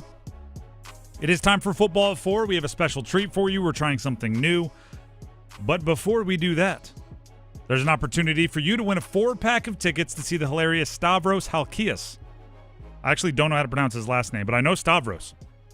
I think it's Halkias. Halkias? There we go. He's a hilarious stand-up comedian, super recognizable, does one of the funnier Baltimore accents I've ever heard. That's a very specific line, but I guess you'll have to win the tickets or go get tickets when he comes to the Martin Marietta Center for the Performing Arts on April 29th, if you want to get the full reference, if you don't know it already. But the keyword is show, SHOW. Text that in to 919-860-5326 for your chance to win a 4-pack of tickets to see Stavros. 4-pack? 4-pack. All right. You and 3 of your friends. Nice. You and 3 coworkers. You and the person that you want to owe you a favor, but you don't want to sit next to, so you put them on the other side with 2 people between you. 4-pack of tickets. Nice. I like that. The power move right there. The key, yeah. I'll give you tickets. I won't sit next to you. You still owe me. The number is 919-860-5326. The keyword to text, SHOW, SHOW. Now for football at 4, here's what I thought we'd do. It is NFL Draft Day. It is the first day of the NFL Draft, so there is a first round going on tonight, second and third round tomorrow, third, fourth, fifth, sixth, 5th, 6th, 7th the next day. There are mock draft simulators online. Now, they are not be-all, end-all. They're not always the most realistic, but they are fun to put yourself into the GM's chair where you have to make the decisions. You can't just watch someone else do it and say, I would have done better, right? You can't do the Jeopardy thing where you watch Jeopardy and it feels like you're getting them all right, but you're actually not, right? And then when you actually get on the show, you're like, I know it's easier in my living room. So it kind of makes you put into the GM's chair for real. So I have the ProFootballNetwork.com mock draft simulator up. I'm going to play the role of GM. Dennis is going to be my assistant GM, lead scout, director of college football scouting, pro football scouting. You're basically the entire front office other than GM. All right, so you'll be GM Dan Morgan. I'll basically be Brant Tillis. Exactly. Okay, I like this. And we're going to do the Panthers. We're selecting only the Panthers, so everything else is decided by the computer. They can propose trades. We'll have to talk it out, and we'll do so as quickly as we can. We're on the clock. Let's go. And we are starting now. And it is going. All right, I'll give you the first couple of picks. Okay. It went Cam Ward, Abdul Carter, Travis Hunter. Patriots went Armin Membu. Okay. Jags went Tyler Warren. Interesting. Raiders Ashton Genty. Jets Mason Graham. I won't read every pick, but just for this first pick, that's the way it went. Which leaves us Will Campbell. I don't think we're interested. No. Shador Sanders. I don't think we're interested. We're not. Teteroa McMillan. Jalon Walker. Those would be, and we have some trade offers. Yeah, okay, what are the trade offers? I'll give you anything that sounds interesting. We can move back to San Fran at 11. Okay. We'd get 11 and 43. We'd have to give up pick 8 and pick 111. So that's one of my 4th-round picks, but I get a second and I get the swap the first, correct? And then, yes, I'll just give you one more here. Okay. We could also move back to 25, pick overall. That's Houston. We would get pick 25. It's just for pick 8. We don't give up anything else. We give up pick 25, or we get, pick 25, pick 58. That's a late second. 2 second-rounders next year and a 4th next year. I'm tempted to take that. I think so as well. Yeah, I'm tempted to go all the way down to 25 and get 2 second-rounders next year. And a second-rounder this year. And a second-rounder this year. And a 4th next year. You move back, a decent amount. You move back 17 picks-ish. Yeah. Here's why I'm into that, just to talk it out. Mm-hmm. I think there's a tier from pick 4 or 5 to pick probably 27, 28, where the value is not hugely different. It's kind of what fits your team. So this is kind of going from the top of a tier to near the bottom of a tier, picking up a bunch of extra value. I don't think you're losing a ton. I'm with it. I'm getting an extra 4th round this year. Extra second this year. Extra second this year, 2 seconds next year, and a 4th next year. If I were advising you, I would take that. We are accepting. We have accepted. Whoa, we're going all the way down to 25. All right, let's order some pizza. Yeah, exactly. Right? Who wants pepperoni? We have 2 more trade offers. Nothing exciting. I'm going to pass on both. Okay. The picks. Colston Loveland, still there. Oh, the tight end. Tight end from Michigan. Nick Emenwari, safety, South Carolina, still there. Freak athlete. Walter Nolan, defensive tackle, Ole Miss, still on the board. If we're looking at best edge rusher, it's James Pierce. And if we're looking at wide receiver, it's Emeka Egbuka. I like, and this is not an exaggeration, all 5 of those. Yeah, if we pulled off this trade and there were one of those 5 still there, I would go, we made it, guys. It was a good trade. Way to go. Fist pump. I have a question. I'm going to pose this to you. Now that we have a 2nd-round pick this year from the Houston Texans, again, this is a mock, folks. This isn't a real thing. But we have an extra 2nd-round pick this year. Which pick? We have pick 57, and what's the other pick that we have? 59, so shortly after. Okay. So those are 2 2nd-round picks. Do you feel, I'm going to ask you this, that we're picking actually at 25? 58, sorry. So we have back-to-back picks. Back-to-back. Can we pair those to move up to yes, take an edge rusher that we maybe want? I would love to do that. I would love to explore that. Mm-hmm. Us proposing trades in my little mock draft simulator is very difficult to do. Okay. So it's not exactly the most realistic thing in the world. Okay, that's fair. But in real life, I would be telling you to make those calls and bring me the deals that we can make. But I think we got to stick and pick out of one of those 5. Yes. I don't think we go Nolan because defensive tackle isn't the most position of need. To me, there's 3 names. It's James Pierce Jr. Yeah. It's Nick Emenwari because safety is such a position of need, and I think he moves into a starting role right away. I think James Pierce does as well. Actually, I'm going to go 2 names because Colston Loveland, as awesome as he is, I don't think you need a tight end. Emeka Egbuka, I would be a big fan of if the 2 defensive players weren't there and Walter Nolan are out. So I have eliminated the 5 options to 2. I'm now turning it over to my lieutenant. You get to choose out of Emenwari or James Pierce Jr. I think the front 7 still needs that premium edge rusher, so I would recommend James Pierce Jr. The pick is in. Okay. We have back-to-back picks, 58 and 50 or 57, 58 now. What position are we thinking? I'm thinking safety. I'm thinking defensive back. We have to shore up our secondary. All right, we did miss out on the safeties we're rooting for. There's like no Xavier Watts. Makuba from what is that, Texas, is available, as is Winston from Penn State, if we're looking at a safety. I think Winston from Penn State is a good fallback option there. All right, we could take them both. We have back-to-back picks. We could. As a wide receiver, Trey Harris is still there, very exciting. And Jalen Knoll is still there, fairly exciting. So we have these 2 picks? Benjamin Morrison still there with a cornerback. I think we take a safety. I think we'd probably lean Winston there. I think Winston from Penn State, and I think Jalen Knoll, speed. He is fast. That guy gets open. He is fast. I'd be happy taking those 2 guys. All right, we got Winston. I might overrule you here and go Trey Harris. No, because Trey Harris is an overlap. I like him better as a player, but you're right. Need the speed. We took Knoll. And then this will be the last pick we do because we're up against the clock. Okay. We have pick 74. All right.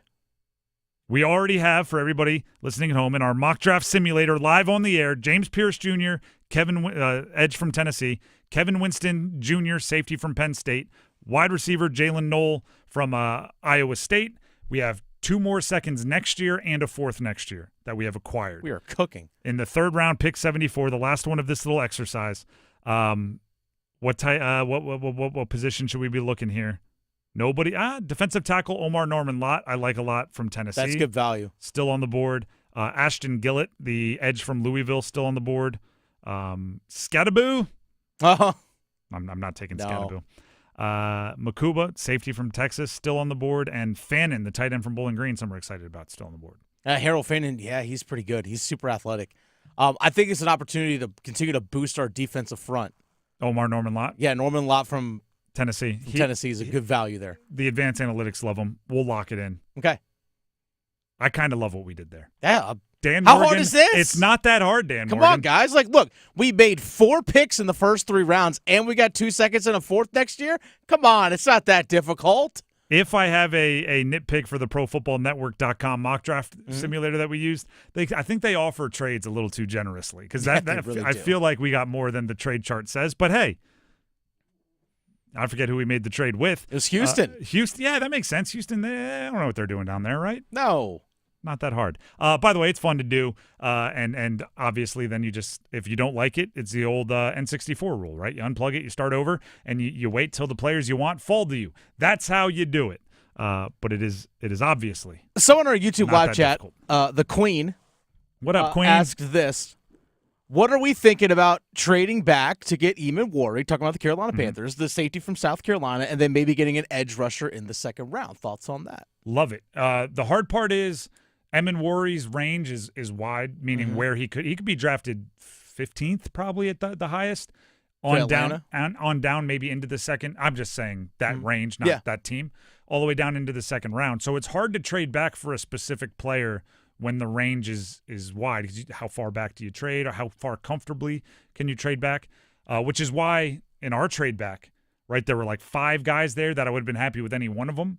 That's probably a flaw in the mock drafting software that they're all available, and I was hoping for one of them. But also, it does show that you need to have backup plans, right? What do you think about trading back for Emenwari is a good question until you're like, okay, but what if he's not there? right? What if someone else is thinking the same thing and they jump you? Are you gonna go, there it is, terrible trade, Emin wasn't there? Or do you have backup C, D, E, F plans that'll still make it a successful trade? I think you need to look at all options. But, yes, I do think it's a good plan in theory. Also, Stuart, who emails me occasionally while listening to the show, no body in the paragraph, just a subject line that said anybody but Shamar Stewart. It's a very simple pass-fail for Stewart, as long as it is by the way, his name is Stewart. Anybody but Shamar Stewart for Stewart becomes a win. I'm super hesitant on drafting that guy. I think it's funny. He's a freak athletically. That's all he's got going for him, but it's worth something. The Drive with Tim Donnelly, 99.9 The Fan. We have our ladder challenge coming up. I was a winner last night. And Hurricanes and Cons. We are in a lull in the first round series for the Carolina Hurricanes. What are you most confident about? What are you most concerned about? That's coming up next. Stick around. Need more Stanley Cup chatter, Canes fans? Listen afternoons at 12:15 and 4:15 for our Cup Check-In. Served up by Carolina Ale House. Adam Gold talks with hockey's best, past and present, bringing you the latest insight on the chase for Lord Stanley's Cup. It's the Cup Check-In on 99.9 The Fan. Served up by Carolina Ale House. Come to Carolina Ale House Cary for away game watch parties throughout the playoffs, or visit carolinaalehouse.com/Canes. Dear McDonald's, your breakfast menu? Fire. 10s across the board. I could be happy with anything, even though I order the same thing every time. Thanks for not judging me. I'll try something new next time. Maybe. Get your faves for less. Buy a sausage McMuffin with egg for $2.50. Add any size Sprite for $1.49. Price and participation may vary. Cannot be combined with any other offer or combo meal. Ba-da-ba-ba-ba. Now, your big ideas don't have to wait. They have everything they need to come to life because Dell Technologies and Intel are creating technology that loves ideas. A technology that loves expanding your business and evolving your passion. We push what technology can do so great ideas can happen right now. Find out how to bring your ideas to life at Dell.com.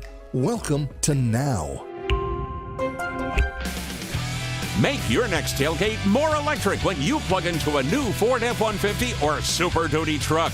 Not only do they light up the scoreboard with outstanding payload and towing numbers, with available Pro Power on board, you can turn these Ford trucks into mobile generators to give your tailgate party an extra boost of energy. Visit your Carolina Ford dealer or buyfordnow.com for great offers and to learn more about F-150 and Super Duty. See owner's manual for important operating instructions. The Body Armor State Games are coming to Greensboro this June.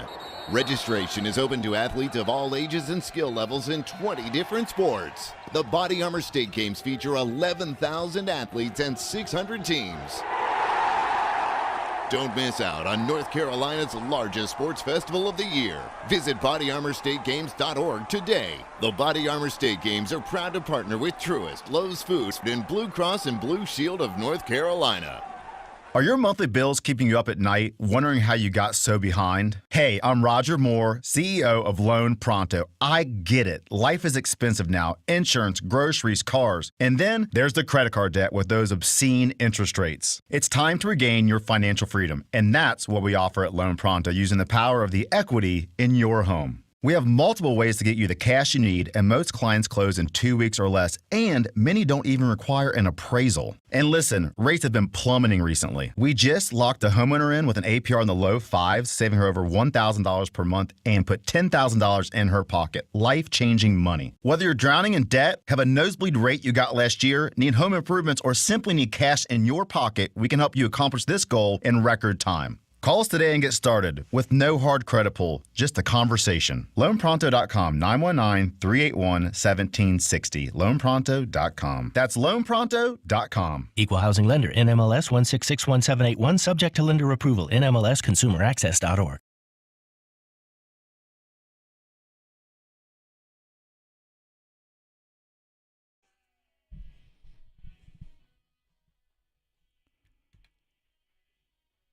The Drive with Tim Donnelly, 99.9 The Fan. It is NFL Draft Day. I want to get to our ladder challenge here, but I wrote down an observation talking with the two coaches. Okay. We talked with the high school head coaches of both Jalon Walker, the Georgia edge rusher / linebacker that is expected to be a top 10 pick, and Omarion Hampton, both guys from the state of North Carolina. Omarion Hampton's high school coach at Cleveland High School. We talked to them both earlier in the show. And unprompted, although I asked questions about the players, they both went into how important it is or how valuable it is when your star, your best player, is also the hardest worker on the team. And that sort of thing is just awesome to hear because I do – I try to defend the players as much as possible because, I still think of myself as one, even though if I sprinted, I would pop a hammy. Mm-hmm. I've seen that.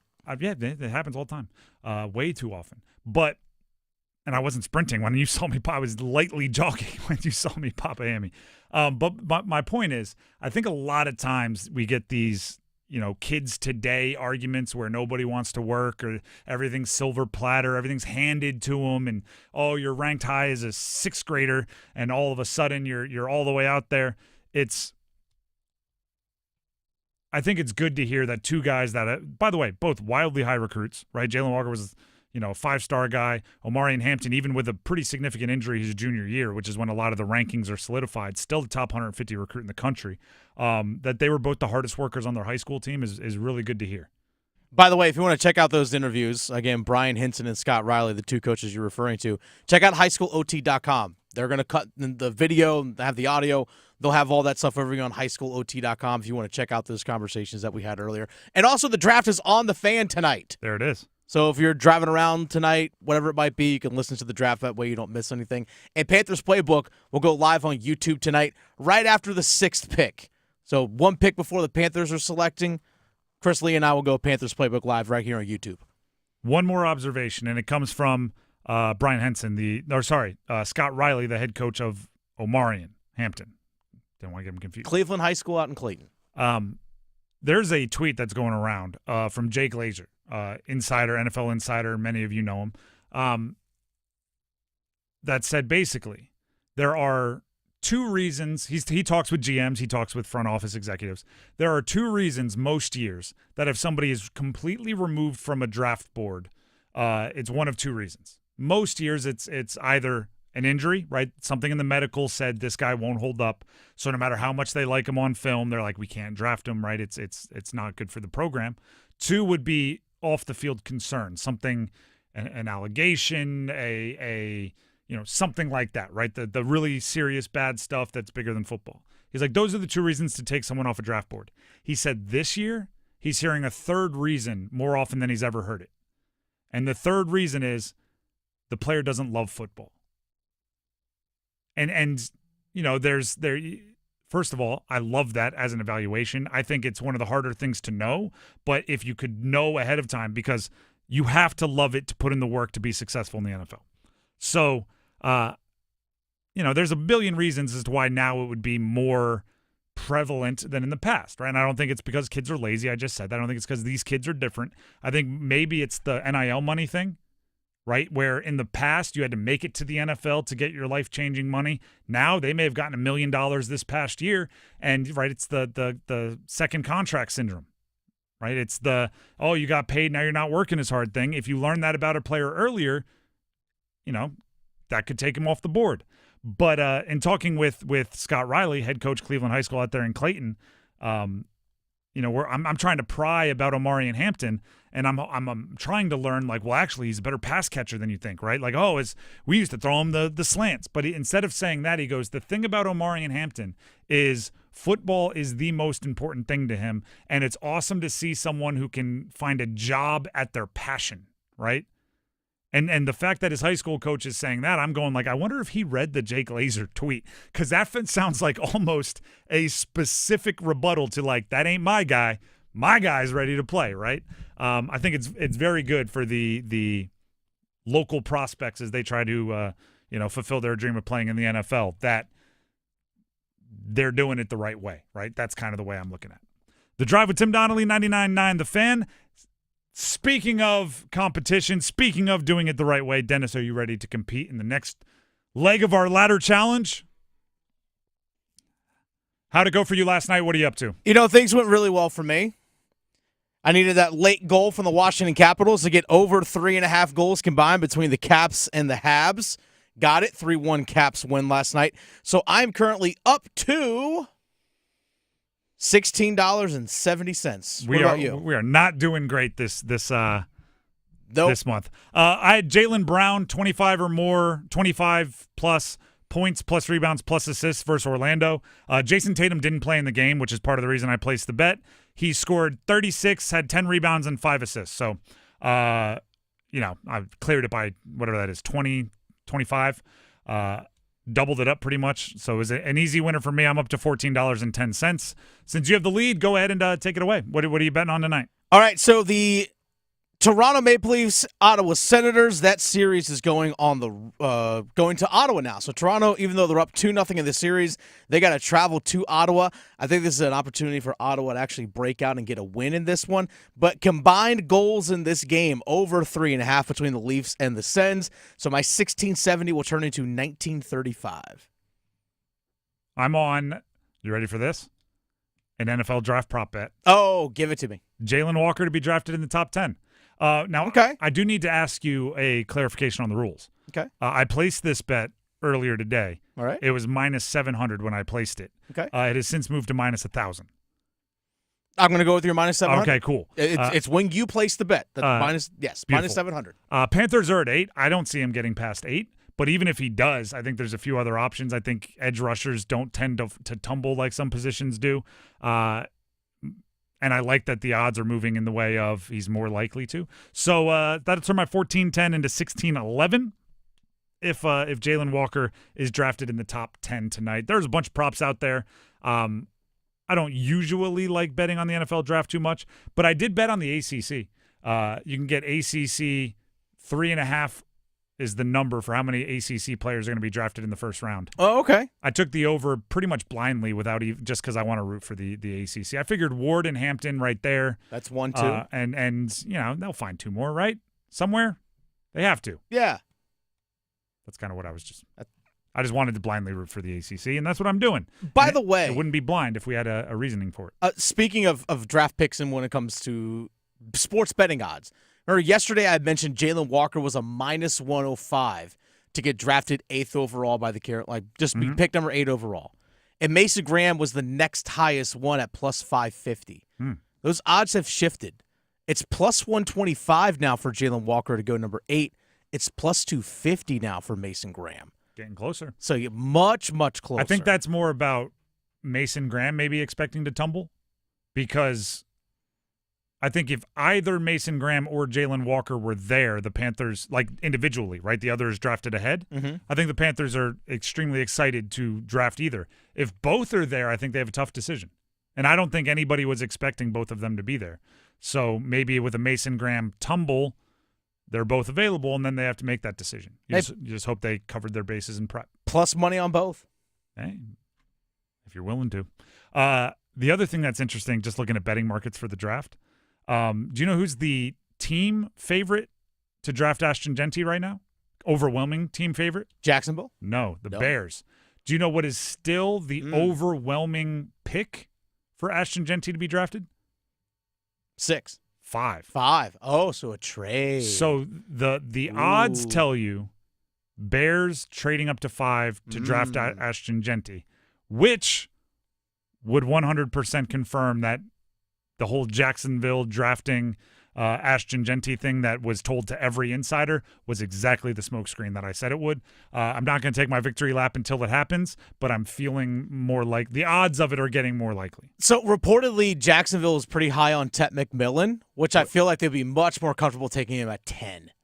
The tea leaves would come together. Now, also, the fact that we're piecing this together means everybody else is also piecing this together. Now, we know more than they know. I think we were on it first, but I think everybody will get there eventually. And with that being said, it could easily be the double secret agent, right? Like, you thought, but I thought that you thought that I knew that you knew that I knew, right? They can get deep into that kind of stuff. But Ashton Genty 5 to the Bears is kind of what the odds say, or is his most likely path, which is wildly interesting that the odds makers would feel, a trade is almost that certain. So we'll see. We'll see. Nothing's certain in the NFL draft. Dennis, let's fire up Hurricanes and Cons. We haven't talked enough Canes today. They're in the middle of the playoffs. But to play great defense, you need one thing above all else. That starts with a W. Confidence. Hurricanes and Cons. We are in the lull, the quiet between the storms, if you will. A couple nights ago, the Canes took a 2-0 lead over New Jersey. They 2 wins at home to open the series. Tomorrow, the Canes will be playing in New Jersey in Game 3. What are you most confident in? What are you most concerned about when it comes to the Carolina Hurricanes in this first round series? Hurricanes and Cons, get it? As always, we start with the bad news first. Get it out of the way. Concerns. Dennis, what's your concern for the Carolina Hurricanes? My concern is the same one I had going into the playoffs or one of my concerns. Can Freddie hold up? With all these consecutive starts, we saw it last year as the playoffs progressed that he wore down. Tomorrow will be his 4th straight start. He started the last game of the regular season and then obviously games 1 and 2. It's going to be his 4th straight start. Now, ironically, obviously his most recent start was the best start he's had in about a month. How far do you push that? Exactly. Every time he plays consecutively, he gets better. Well, it's like, does that go on forever? Should we have played him 100 straight games? And it might help the fact that there's an extra day between games, between games 2 and 3. So I think that helps a bunch. So he's clearly finding a rhythm. How long can that last? But if Carolina can take, this is a little bit further down the line. If Carolina can take care of business early, they're going to have a good chunk of time off before the start of the next round of the playoffs, which will give them time to rest. But it's still a concern, all these consecutive starts. Part of being a sports fan is overreacting. So I will admit probably an overreaction for my concern here. But I'm going to go forward scoring. 7 goals scored through 2 games. That sounds like a ton, right? Yeah. 2 of them empty netters. Okay. So let's take those out. That leaves 5 goals scored in non-empty netter situations.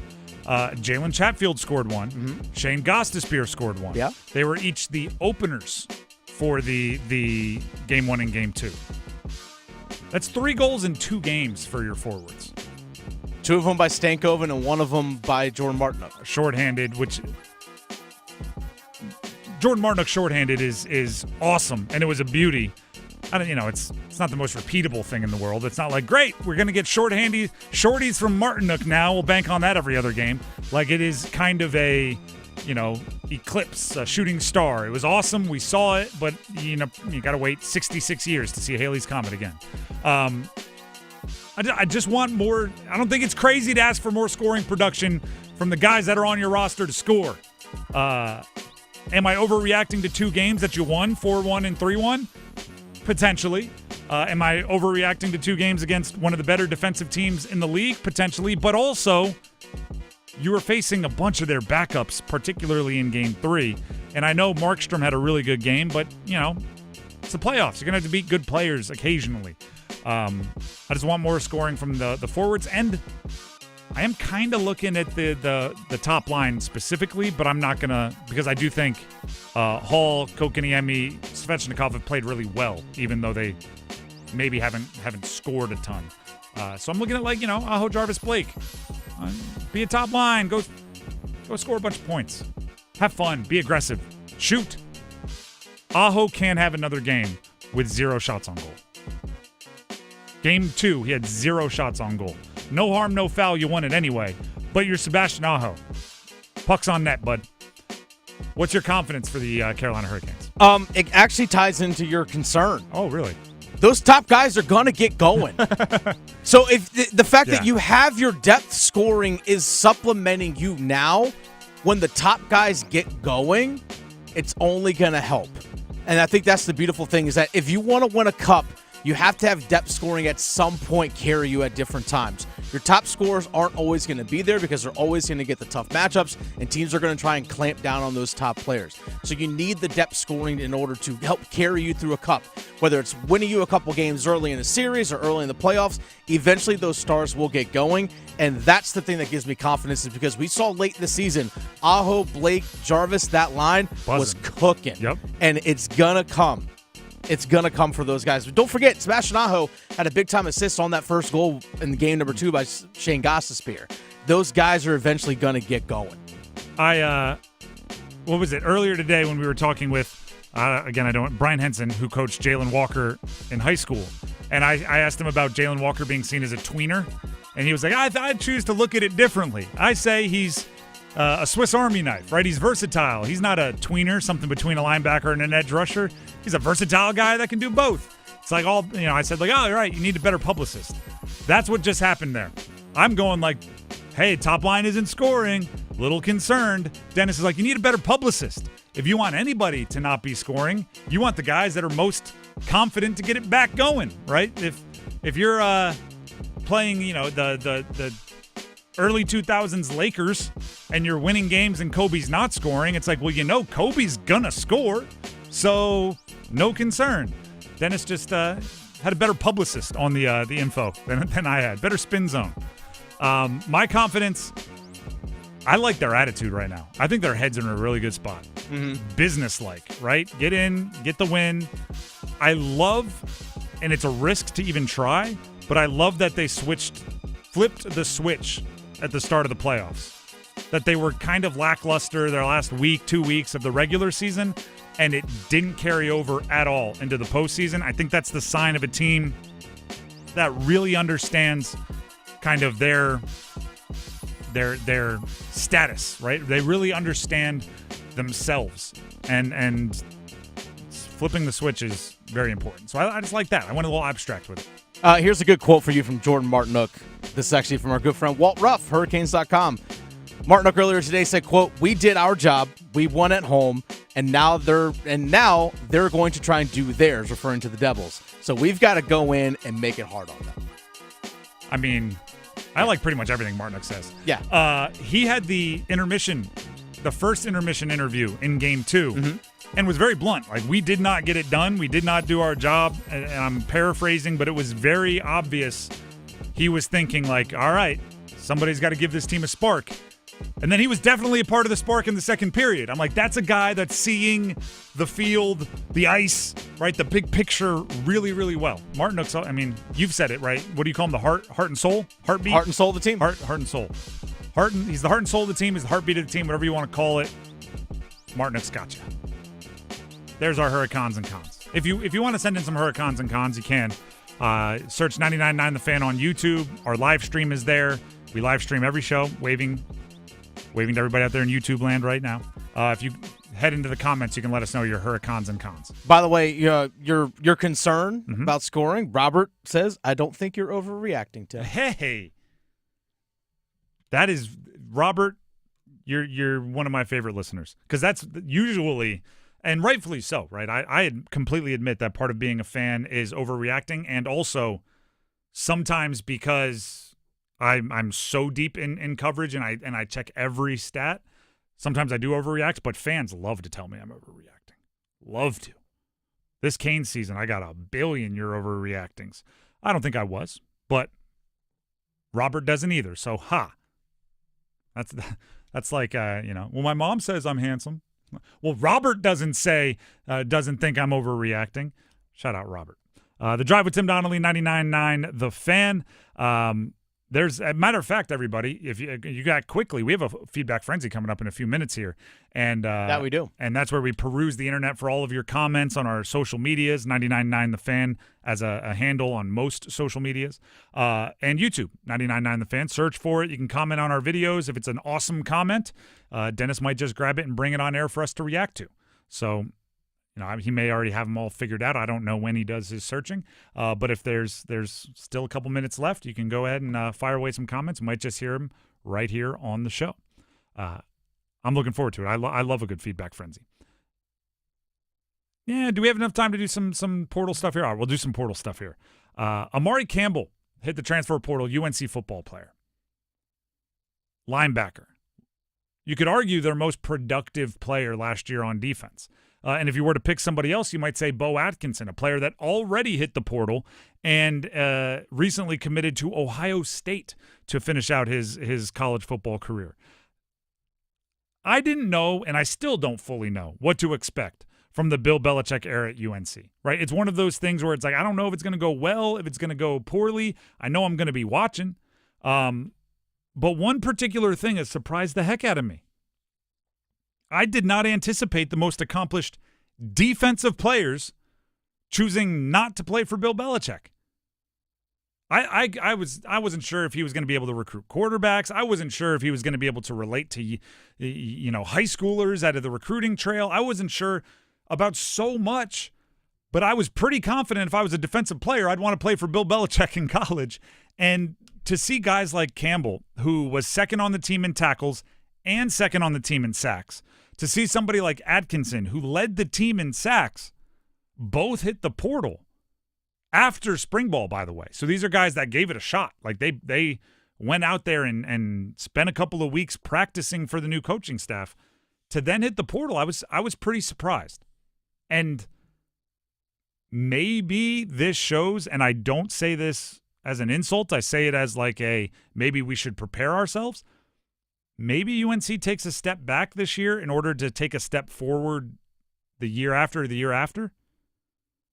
Right? I think we expect that with new coaches, but we thought we might skip it with Belichick because of all of the name brands the name recognition he brought in. But, there is something like, even if you're Bill Belichick, the guys that were on the roster when you got there weren't your guys. They were Mac Brown's guys. And they might want to go where they can pick somebody who's, they have a better relationship with or even a previous relationship with. It might be, right, if you lose your talent, and I know they got some guys out of the portal like incoming, but, established, 6.5 sack, 80 tackle guys like Amari Campbell or established team leaders in pressure. Granted, if you look at the places the sacks came for Atkinson weren't against the best teams in the country, but Ohio State thinks they were good enough. I don't know. I'm looking at this. I'm surprised by it, and it's something I'm going to track. I assumed defensive players would be tripping over themselves to play for Bill Belichick, and it was the offense that would be the question. It doesn't look like if that's going to be the case. They're going to have to go out there and recruit and find ways and find diamonds in the rough just like everybody else. The Drive with Tim Donnelly, 99.9 The Fan. A feedback frenzy, as promised, will be coming up next, so go ahead and stick around.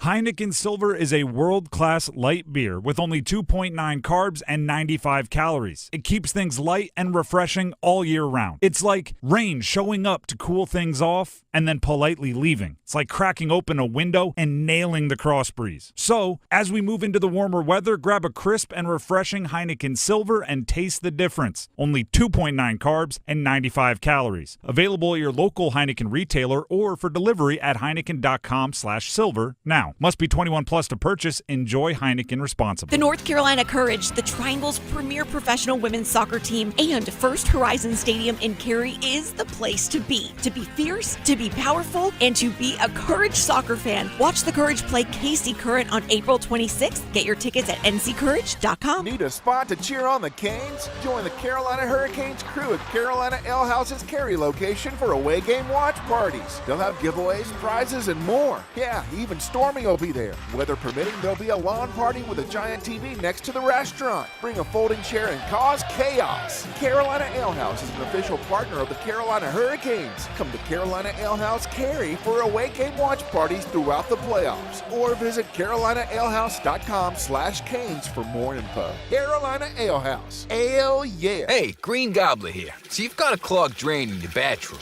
Water in the sink's overstaying its welcome.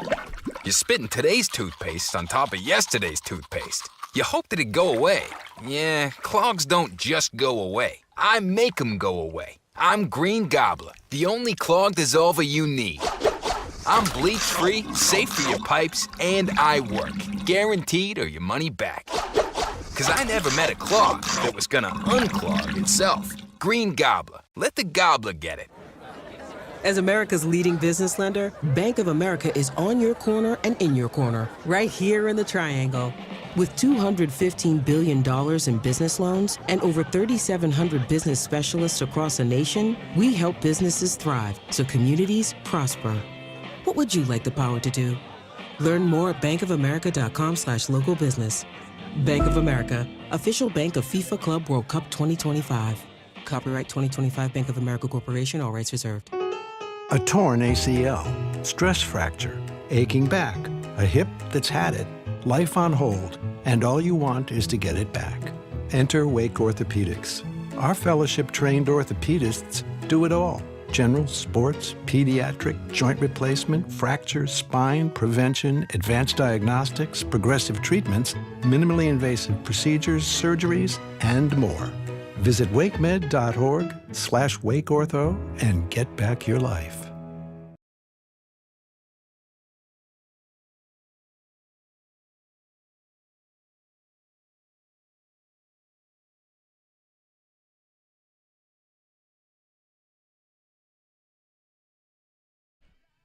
The Drive with Tim Donnelly, 99.9 The Fan. Happy NFL Draft Day to those of you that celebrate, and happy Feedback Frenzy time. Occasionally here on The Drive, we do something we call a Feedback Frenzy, where Dennis, the producer, is tasked with going through all of our social media comments, YouTube comments. By the way, subscribe to our YouTube channel, 99.9 The Fan, search for it. And basically, we respond to your comments. He picks the best ones, the most thought-provoking contributions, and we go from there. Dennis, what are we starting with? So earlier I posed the question on our YouTube live chat. Who do you think the Panthers are going to take with the 8th overall pick? Let us know. Robert said Alexander Nikishin. Off the edge? I don't know. Yeah, I was to say, he could probably day one be started as an outside linebacker. Let's be honest, right? Does he get to keep the skates? Yes. Then heck yeah. I mean, size, speed. There are certain things that translate across all sports. Size. Actually, who was it? Now I have to go find it. It was, I think it was maybe Pat Welter from WRAL, one of our colleagues over there. Now I don't know if I'm going to be able to find it fast enough. Little disappointed. Oh, there it is. Pat Welter put this tweet out about Alexander Nikishin after his first practice. Pat was there. They had some footage. Yeah. Here's a look at Alexander Nikishin's Canes practice debut. You notice the size, speed, and power immediately. And I literally retweeted it with, "You notice the size, speed, and power immediately," in quotes. And then the question, is there a better possible sentence you could say about Nikishin's first practice in North America? And the same, like football, hockey, there's certain size, speed, power. If you see it, you know it, right? It's have you seen the movie Trouble with the Curve?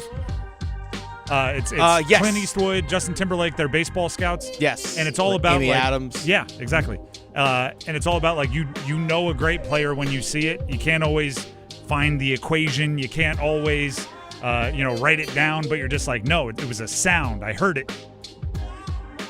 That's what you're looking for in a lot of this. I think Nikishin has it, right? You watch him and you go, oh, he's bigger, faster, stronger than everybody else. Jalon Walker has some of that. Not bigger. I think he's faster than most, but there's just something there where you're like, I don't know, when he hits, I hear it. So I agree with that. Sounds good coming off the bat. Mm-hmm. All right, this one comes from Paralyzed Coyote. This is also from our YouTube live chat. This actually ties into cons and cons that we just had regarding the Carolina Hurricanes. Beautiful. Sadly, Sebastian Aho scoring in the playoff often feels more like an exception than the rule. The Hurricanes have often been a score-by-committee type of team in the playoffs, for better or worse. He continued to say, we all love Aho, of course. Great player, but only so many people are borderline guaranteed to score every other playoff game like a McDavid McKinnon type. Let's see here. He's been in 76 career playoff games. He has 27 goals, 44 assists. That's 71 points. He's also a plus 21 player. So he's, what is that, like 0.35 goals per game? Roughly that, yeah. So it's about every other game. It's every third game. I think it's okay to expect guys like Aho at this point in their career to level up, right? What is he, 27? He's entering into that portion where should be better. And I'll also say this.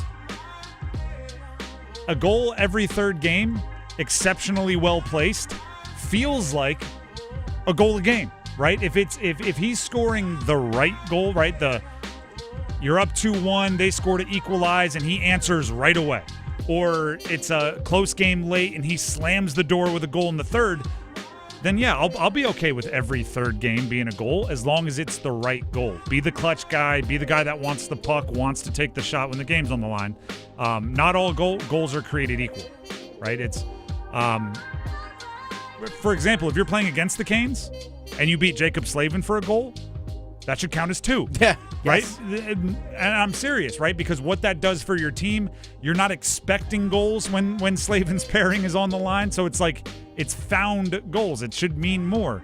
If Aho is scoring the right timing and the right matchups, being aggressive, then yeah, I'm okay with, a third of a goal a game. They just got to be the right goals. So one thing to keep in mind as well, in the playoffs, it's difficult. Like, scoring in the playoffs is a lot harder because things get much more condensed. There's a lot less space to work with.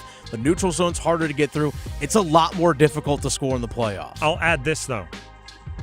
Even if you're not scoring, I need shots on goal from Aho. Yes, because 100% he had 0 in game 2, and it makes your passing more effective. It makes you setting up. I know he's an unbelievable. Put it right there on a platter for his teammates to score. But you have to have the threat of being a scorer yourself. You can't bail him out that way. Okay, this one comes from, we had a conversation about the NFL draft and the Carolina Panthers, multiple over the last however many weeks. But a perfect draft, this actually comes from Alex Hawk on their YouTube comments. Alex Hawk says, perfect draft is Mason Graham, the defensive tackle out of Michigan. Is Mason Graham at number 8 and then move up for James Pierce if he falls. Which there's a lot of talk of James Pierce Jr. slipping down in the draft. If you can guarantee me, because he's trading up in the second for James Pierce? Yeah, either further up in the top of the second round, possibly. If you can guarantee me you get James Pierce in the second round, that would change what I do in the first. I don't know if you can have that guarantee without having some kind of a fortune teller. Without having some, ghost of drafts futures to come back and tell you, like, he'll be available at 36. If you could guarantee me that, then yeah, I'd be way more open to not drafting an edge in the first round because you're getting kind of that potential difference maker on the edge in the second round. But if you can't guarantee me James Pierce or Donovan Ezeraku or somebody else that you think is a difference maker, then I'd be much more reluctant to go a direction other than edge in the first.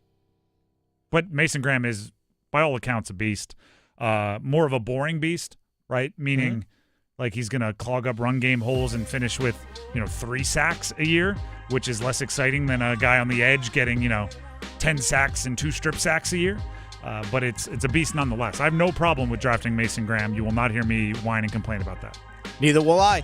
All right, yesterday we had a big conversation, obviously talking about the Carolina Hurricanes taking a 2-0 series lead over the New Jersey Devils. This one from our YouTube comments. This one comes from Jamie's Caniac Maniac. It's a great name. I feel like Jamie's Caniac was taken, and then what do I add? Maniac. So Jamie's Caniac Maniac says Jordan Martinook was beast mode. Yes. Freddie was real good. Yes. Gostisbehere was slick. Yes. Hollis sucks. Yes. I find no lies detected here. I was waiting for the switch up. The switch up caught me. That was funny. Hey, what is it? Jamie's Caniac Maniac? Yeah. That was well played. Jamie's Caniac Maniac. An excellent comment. I have no notes. Well played. I got nothing. You also may have been sitting near us on Media Row at the game 2 because there was somebody that was very much letting Eric Holland know that they were not a fan. Not from the media. There was a fan letting them know, but they were loud and they wanted a message to be sent. All right, this one comes from, you guys had a conversation the other day about Cooper Flagg declaring for the NBA draft officially. This one comes from GDTBATH,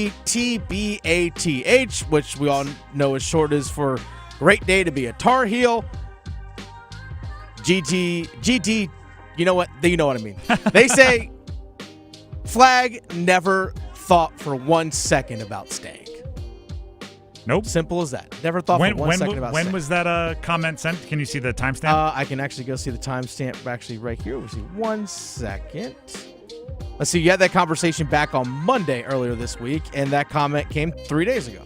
Okay, so that was before Drake Powell announced he was going pro. Yeah, there's that. Because there's some you're open, like as a UNC fan, you sent that jab, that shot across the bow when you were pretty well insulated.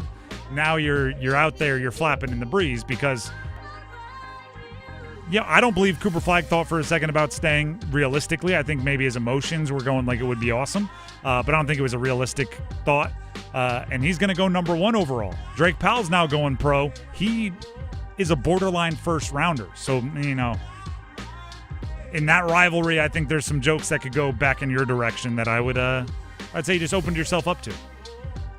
All right. We also learned last week that Gio Lopez from South Alabama, the quarterback, is transferring to UNC to play under head coach Bill Belichick this upcoming season. Correct. This one comes from @TooMuchTalent. I guess during that conversation, you maybe referred to Gio Lopez as a veteran that Bryce Baker, the true freshman quarterback, can learn from. Mm-hmm. And this one comes from @TooMuchTalent, a, quote, veteran that Baker can learn from, ? He's only had 1 full season of football and has 3 years of eligibility left. Is Baker going to sit and learn for 3 years, dropping $2 million on a 1-year starter at a lower level or at a lower tier conference? More of a head scratcher than finally making sense. So again, he's also said, I'll clarify that last sentence. Dropping $2 million on a 1-year starter at a lower tier conference, more of a head scratcher than finally making sense. He has 2 years of college football. He played 2 years at South Alabama, and last year played a ton of football, which is where the veteran comes from.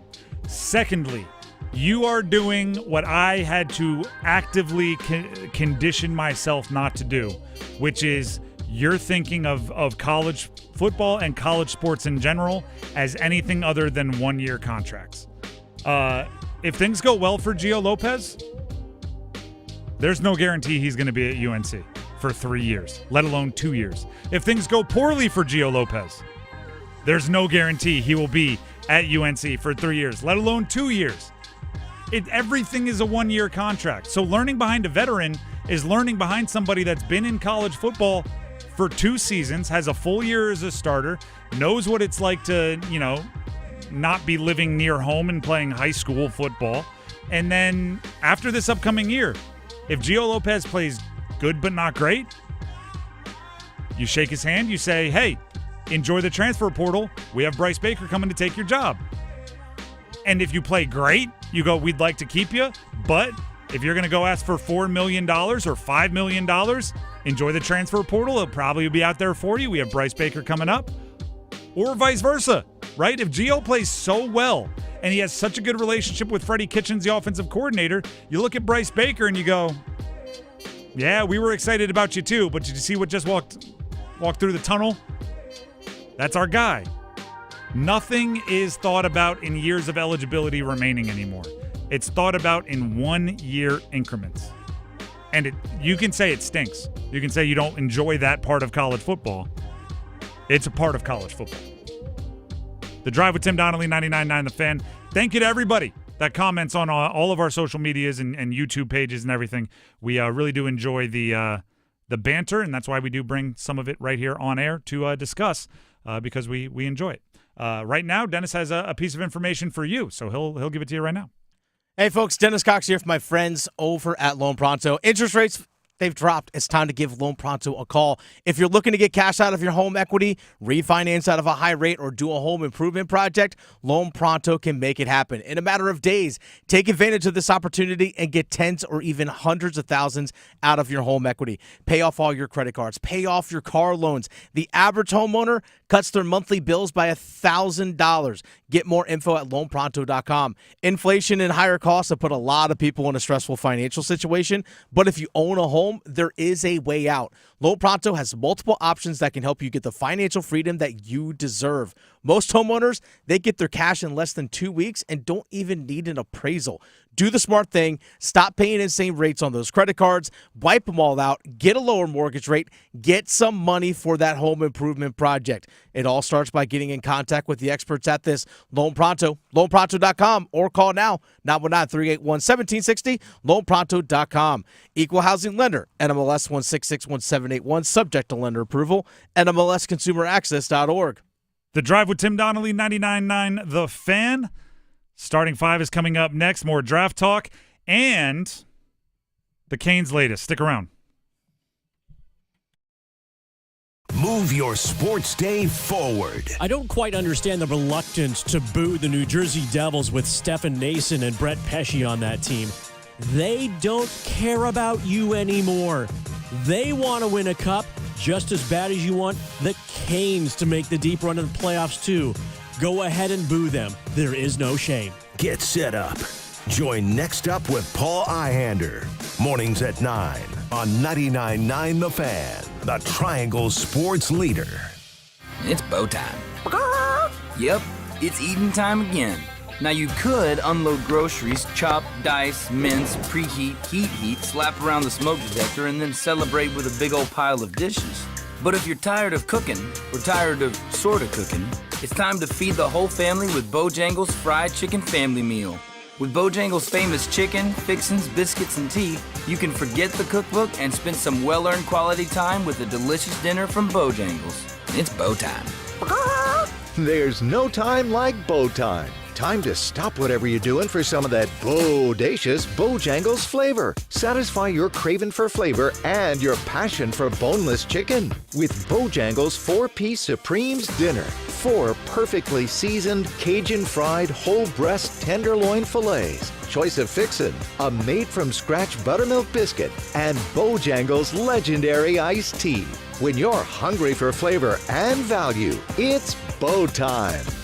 Organize easy. Organize tough. Customize your work truck or van with upfit solutions from Van Products. Steel and aluminum shelving, toolboxes, data files, cabinets, drawers, conduit carriers, ladder racks, everything safe and secure. Everything built as unbreakable as you by Adrian Steel. Backed by the best warranty in the business. 3 years, 36,000 miles. Everything custom installed by Van Products so you know it's done right. From a single work rig to a fleet, choose custom installed upfit solutions from Van Products. Hey, it's Tim here for All-Star Dog Training. We all remember the late, great Ripken grabbing bats with the Bulls, the tee with State.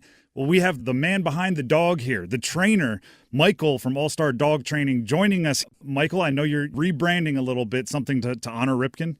Absolutely. We wanted to honor Ripken's legacy, and we thought, what better way to start our rebrand, and came out with All-Star Dog Training. We all know Ripken, but his full-blooded brother, Champ, has taken over some of his legacy as well. Absolutely. He debuts this Durham Bowl season. Another great way to honor the late, great Ripken is to make all of the dogs in the Triangle the best trained possible. He was so impressive. What services do you offer for dog owners around here? We start everyone with the free consultation, and from there we go from puppy classes all the way up to board and trains, private lessons, and day trains. Anything you can think of, we try to do for you.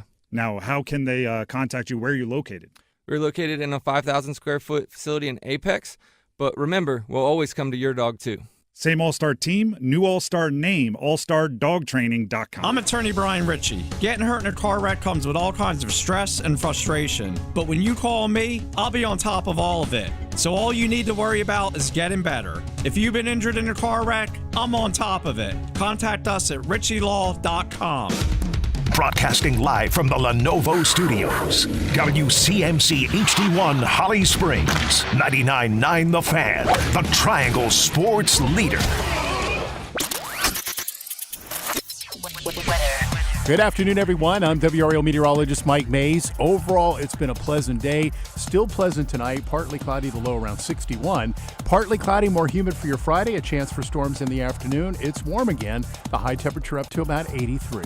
Weather update brought to you by Newcomb & Company, where your comfort is their business. Visit newcombandcompany.com. 5 o'clock check in for money. Dow Jones at the closing bell, up 486 points to 40,093. It's 5 o'clock. Time to serve up the biggest sports stories of the day. Here comes your starting five. The Drive with Tim Donnelly, 99.9 The Fan. It is time for the starting five, and as always, we start with number 5. Count them. 1, 2, 3, 4, 5.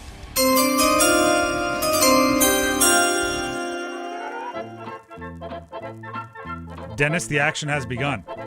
Oh, yeah? We have our first NFL draft day trade. Oh, really? Go on. Hit me. Don't get excited. Oh. Please do not get excited.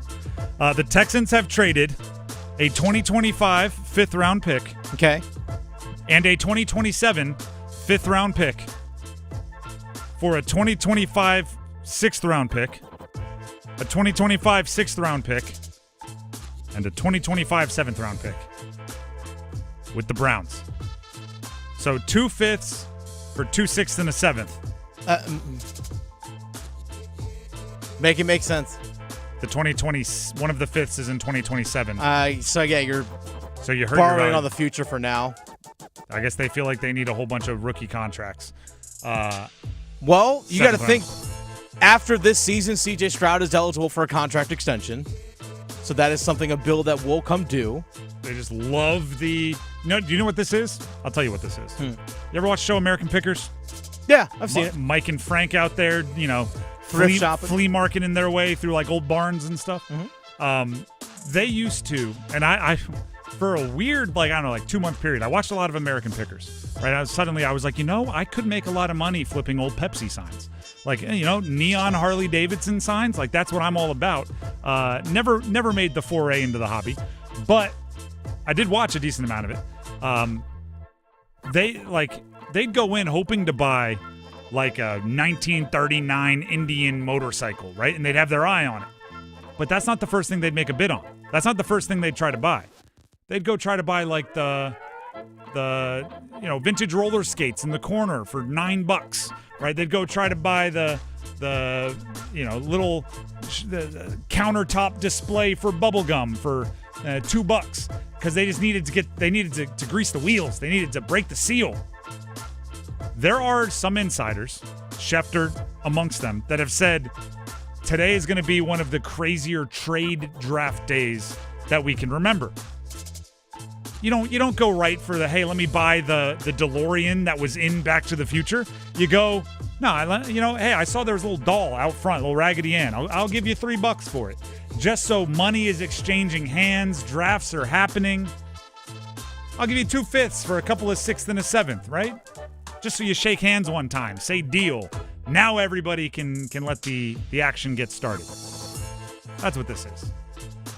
I do think it'll be a fairly exciting day, though. I think there's going to be moves. I don't know if there'll be the volume, but I think there will be a couple truly wow trades that when they happen, unusual in nature, maybe for a player you're not expecting, and I'm looking forward to it. I want my jaw to drop. I'm wondering if there's going to be a big move back into the first round. If, for example, if Cleveland and New York don't trade the second and third pick, if they move back into the first round and maybe take a quarterback. That's the one thing that I'm really am curious about, because all that stuff everything has a trickle-down effect. You ready for the fever dream, the fantasy dream of the Browns? Yeah. Number 2, Travis Hunter. Mm-hmm. Shedeur Sanders tumbles. They're able to jump back into the back end of the first round. They get Shedeur Sanders and they get Travis Hunter.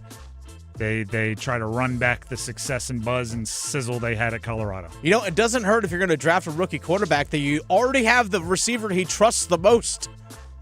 This is one of my pet theories. Tua Tagovailoa, Jalen Waddle, college teammate. That's right. Jalen Hurts, Devontae Smith, yeah, college teammate. There's more. Oh, Joe Burrow, Jamar Chase, college teammate. Yeah. Not the exact same, but C.J. Stroud apparently kind of worked out a ton with Tank Dell and very much advocated for the Texans to draft Tank Dell. He was the surprise of the draft, right? A 4th-round pick or whatever it was that ended up being very successful before the injury. The Jags tried. They were close. They just got the wrong position. They went Trevor Lawrence and then back up into the first round to get Travis Etienne. Yeah, the running back. Didn't work out the same. It's like, no, actually, it needs to be a pass catcher. I would not hate at all if I got a quarterback and a legit superstar wide receiver or tight end from the same college, because chemistry matters. It does. Which is why I've been advocating for like the Panthers to trade for Jamison Williams, or for the Panthers to go get some of those Alabama guys that did so well with Bryce Young, but we haven't seen it yet. That's number 5. Let's hit number 4. 1, 2, 3, 4 all together. You like that? You like that? The House settlement involving paying college players and the salary cap that we're expecting and the revenue share where schools can pay players being held up. Dennis, can you give us a few more details here? So a judge has ruled that part of the settlement, let's go backtrack here. Part of the settlement between the NCAA and actually 3 lawsuits from players seeking compensation for name, image, and likeness and so forth over the last several years, that part of the settlement was not only the right to share revenue by schools, but part of it also will put a cap or a limit on the amount of roster spots per team, so a roster cap. So a judge ruled that, understanding that, yes, that NCAA wants to put roster limits on teams, but the judge said you need to gradually enforce these roster limits, not make it so definitive starting this fall, because the judge ruled that this would impact too many current collegiate athletes that all of a sudden they're going to be losing a roster spot. So that their position's going to get cut. Hey, we have 35 women's lacrosse players. We got to go down to 28. Sorry, you 7, you got to go. And it leaves them without the opportunity to earn money on name, image, and likeness for a current team, and actually forces people to transfer in order to do so, as opposed to keeping their current roster position. So I actually did some research, and it's more opinion-based, but I was like, why would they put roster limits? Right now that, why not just let them have 300 people on the roster? Why is this so important, essentially? And here's why. And a lot of it traces back to a defensive back for the University of Florida. So one of these past years, since NIL has been allowed, Florida had all of their roster spots taken. All of their scholarships were accounted for. And then a 5-star transfer chose Florida. So all they did was go, all right, we're going to give you so much NIL money that who cares you're not on scholarship, right? You're technically a walk-on, but you're not paying for it out of your pocket. Well, we're going to give you $1 million in cash. So, that's where you're – and that was the thing that rose everybody's antennas because they went, oh, now that schools can pay players, a scholarship limit really doesn't impact the size of your roster because in the past, the way that you made sure talent was spread out was – they only have so many scholarships, and if another team can offer you a scholarship, you're going to choose that over being a walk-on for the big brand. If the big brand, like if Alabama could just give 500 kids $1 million, I'm being exaggerating, but they're going to have so much talent at Alabama that there's going to be none left for a bunch of other programs. So to spread out the talent, now that you can pay players and scholarship limits won't spread it out for you, you need to have roster limits. And it would be messed up if somebody's like been on the team for 2 years as a walk-on grinding, and then all of a sudden it's like, oh, we got a roster limit, we can't have you there. So yeah, phase it out slowly, and it's an easy fix. I don't know why these things have to take so long. Just because this is the NCAA and they're stupid. Just in the room go, all right, you're going to get two less roster spots a year for the next 20 years. There you go, and you'll be there. I don't. And anyone that's currently on a roster gets to finish it out. How about that? If they were on your roster last year, they get to finish their career. Boom. Not that hard. Common sense. That's number 4. Let's hit number 3.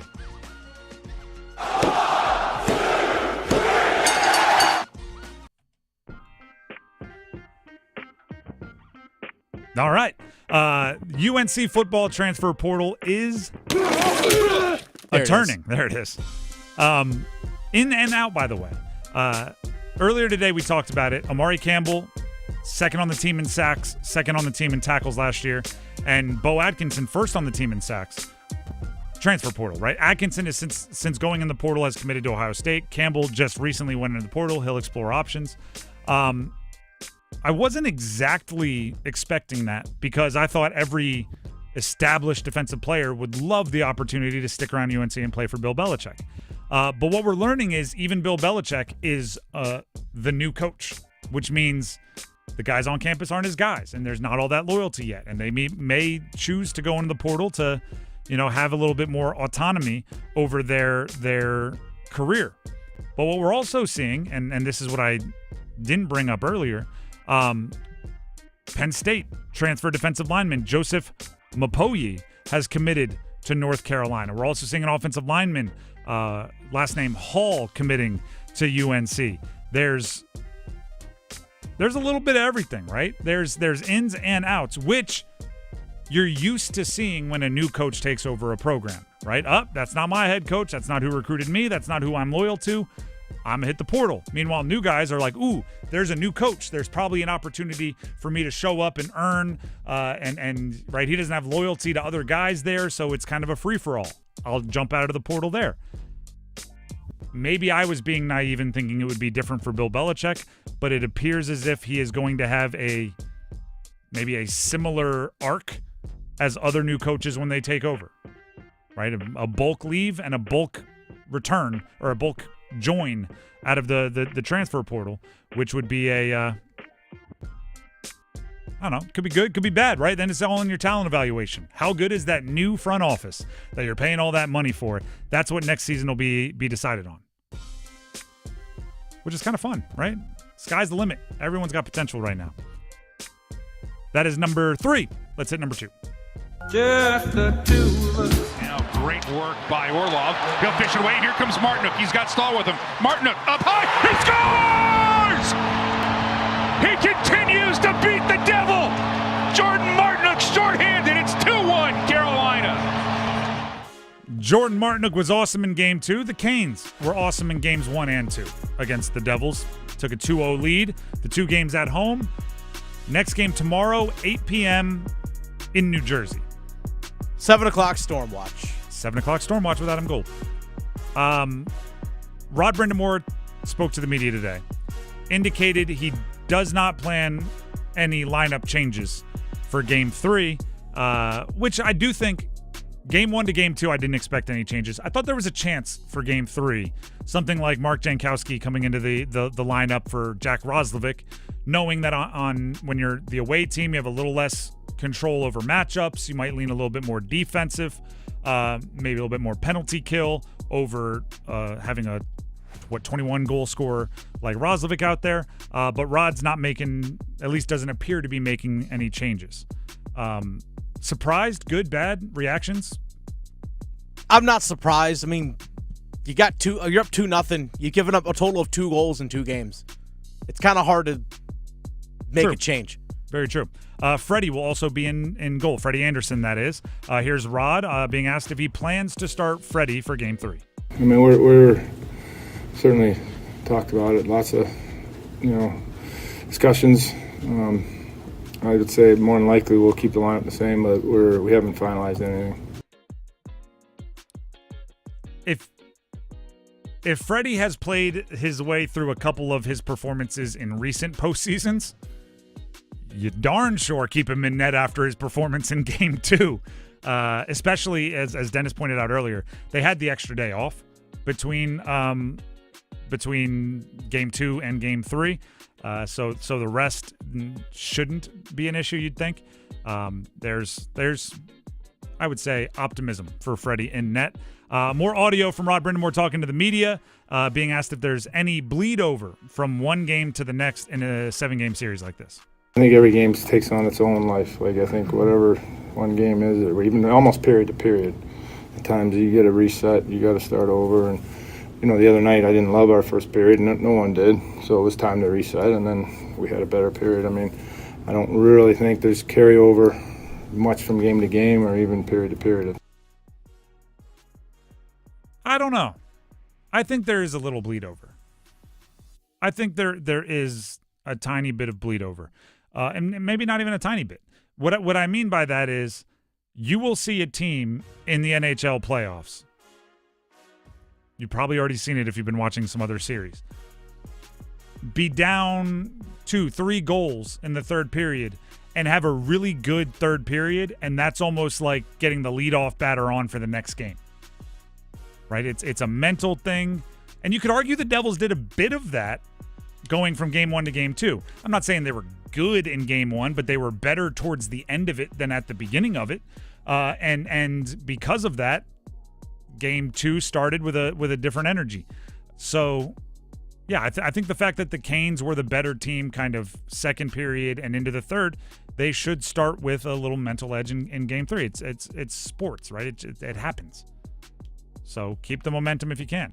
And it's motivation to finish strong, even if it feels like the game is out of reach in either direction, because you want to own that boost from one game to the next. By the way, do not be surprised if the Devils take Game 3 and Carolina comes back on Sunday and takes Game 4. That's my prediction. I think the Devils actually do get the bump up of being back home tomorrow, but I think Carolina takes care of business in Game 4. And then they win it in 5. Accuse me of being a homer. Sweep! Hey, I wouldn't hate that, but my prediction at the beginning of the series was Canes in 5. Yes. After game 1, it changed to if it goes anything more than 5, we have an issue. and it's getting like game 2 kind of felt like one that a team that's not locked in would drop. Right? Just some things didn't go their way early. It was kind of meh. And that's one that you could easily drop and go, "Oh, I'll win in 5 anyway." No, they came back to win the game. So I'm on the sweep train. Give me the broom. That's what I'm rolling with. That's number 2. Let's hit number 1. Go one! Young under center. Here's the snap. Play fake. Rolling right. Throws back of the end zone. Tommy Tremble. Center cut. Wide open. Touchdown, Carolina. Panthers. We talked about the NFL draft earlier. Now let's talk Panthers draft. By the way, just be ready. I don't know why, but today feels like it's going to be like a middle school drama day. Go on. I don't know if this might be very specific to like my age group, like the generation. It might, but go on. Do you remember the AIM, the instant messenger? Of course. Like you have an away message? Yeah, absolutely. And you would not I like to think I didn't do it, but who knows? Kids would like subtweet. Yes. They'd leave like a message that said like, some people just don't know how to act. Find out who your friends are when things get tough. And it's like, what is that, a song lyric? Who are you saying? And it's of course because like, a friend didn't invite him to a birthday party or something, right? You were just very vaguely sending messages. The Raiders just tweeted out 8 minutes ago the eyeball emoji. All right, what are you trying to say? Like the 2 eyes? Just the 2 eyeballs, like, okay. What, like, and they also have the 6th overall pick and are in all kinds of trade rumors. So now they send out an eyeball emoji because they're fishing for content. They're fishing for all of us to go. It's like when somebody would write, things just aren't going great, just so everybody would say, "Oh, what's wrong? Tell me what happened." You're just fishing for questions. I don't feel good about myself. Oh, you're awesome. The Raiders are just fishing right now. So is this the Eric Tolsky just airplane emoji? Except it's like, okay, maybe it's a better way to put it. Eric Tolsky doing it in the middle of the night when nothing else is going on is kind of funny. Doing it on draft day when everyone is the complete and total, like, we're all in our own hypotheticals and we're all just coming up with all of these different things. It's either make the trade and tell us or not. Either do something crazy or don't. Eyeball emoji. Also, we all knew what the airplane meant. I know, but still. We were all waiting for Nikishin to fly here. He posted an airplane emoji. What do eyeball emojis mean from the Raiders? So Panthers, just tell us. Just tell us. If you're going to do something crazy, just say, hey, doing something crazy, trading or trading up or doing something, whatever. All right. Now, I guess, go ahead. I know something you don't know. Yeah, that's exactly what it is. Gosh, this is where I miss missing. This is where I miss working in social media full time. Yeah, exactly. It's I know something you don't know. Ooh, I got a secret that you want to hear. It's about you. Guess what is what? it? What is Dot, it? dot, dot. What is it? Oh, I promised I wouldn't tell. Well, then why'd you do that? That's what I'm saying about the Raiders right now. But focusing on the Panthers draft, draft day is always kind of filled with the unexpected. I think at the beginning of the day, most people would have said Mason Graham will not be available at the 8th pick. Based on insiders, based on sportsbook odds movement, Mason Graham, defensive tackle out of Michigan, might be a realistic option for the Panthers. Here's Adam Schefter earlier with Rich Eisen. You know, on Monday I do this column. I've done it the last few years, like draft intel. And I felt like on Monday I said, I don't think Mason Graham is going number 5. Like everybody's pegged him to go for weeks now. Like everybody had Mason Graham going to the Jaguars, right? Mm-hmm. So that would qualify as a surprise that no longer would be a surprise. So now you're asking for the next surprise. Okay. The next surprise, I think we're going to get a lot of them in the top 10 because there's no real consensus on these guys, and there seems to be mixed opinions on all of them, and the player from 10 to 32 seems to be similar. Conjecture. I wish I could. I just want to know who Schefter talks to. There are certain insiders. Schefter does a good job with it. There are certain insiders I think beyond a shadow of a doubt. I won't say it because I don't actually have confirmation. But, like, I know which front offices they're close with, and I know in a roundabout way, like, what direction their information is coming from. I don't have a pin on Schefter. I don't know who he's talking to. But if he says something like Mason Graham could fall, you know, Schefter is usually pretty connected. There's a reason why he is who he is. If it comes down to with pick 8, Jalon Walker or Mason Graham, I don't think there's a wrong answer. And I think that's a good spot to be. I don't think there's a wrong answer. I think then you can tie break with things like which position do we expect will be stronger in round 2, right? If it's truly even, you can tie break with a bunch of different ways. You can look at their personalities. You can look at their position coaches. I don't know. You can break the tie in a bunch of different ways. But if it comes down to those two at pick number 8, I don't think there's a bad answer. Now, if both of them are available and you take Teteroa McMillan, then I'm gonna go like, feels like you missed. Feels like you had 2 strikes down the heart of the plate and you chose to swing at the curve. But all right, you know, stand on your evaluations. And also, I'm going to do my best not to. I think grading drafts like the day after is hilarious because we don't know now. There's no football is going to be played between now and like Tuesday when everyone's giving out grades. And so I think it's better you can talk about what you like, what you would have done, and then those sort of things. But let's not act like you have a definitive grading system because you never know. Picks I've hated have turned out to be good. Picks I've loved have turned out to be bad. And if anyone tells you that both of those situations have not happened to them, they are liars or they just have not had pre-draft opinions long enough. The Drive with Tim Donnelly, 99.9 The Fan. We need some numbers game contestants, but first, Tim Donnelly here for Miller Lending. Similarly, there have been times where you think the interest rates are going to go down and they go up. And there are times where you think the interest rates are going to go up, mortgage rates are going to go up, and they go down. And anyone's that tells you that both of those situations have not happened to them, they are liars because it's simply too difficult to predict what the market is going to do. There's too many factors. I don't care if you have an economics degree from the smartest school in the world. Occasionally, you're going to get caught. You're going to get surprised. And that's why you should go to Miller Lending for a no-cost loan when you're in the market for a mortgage.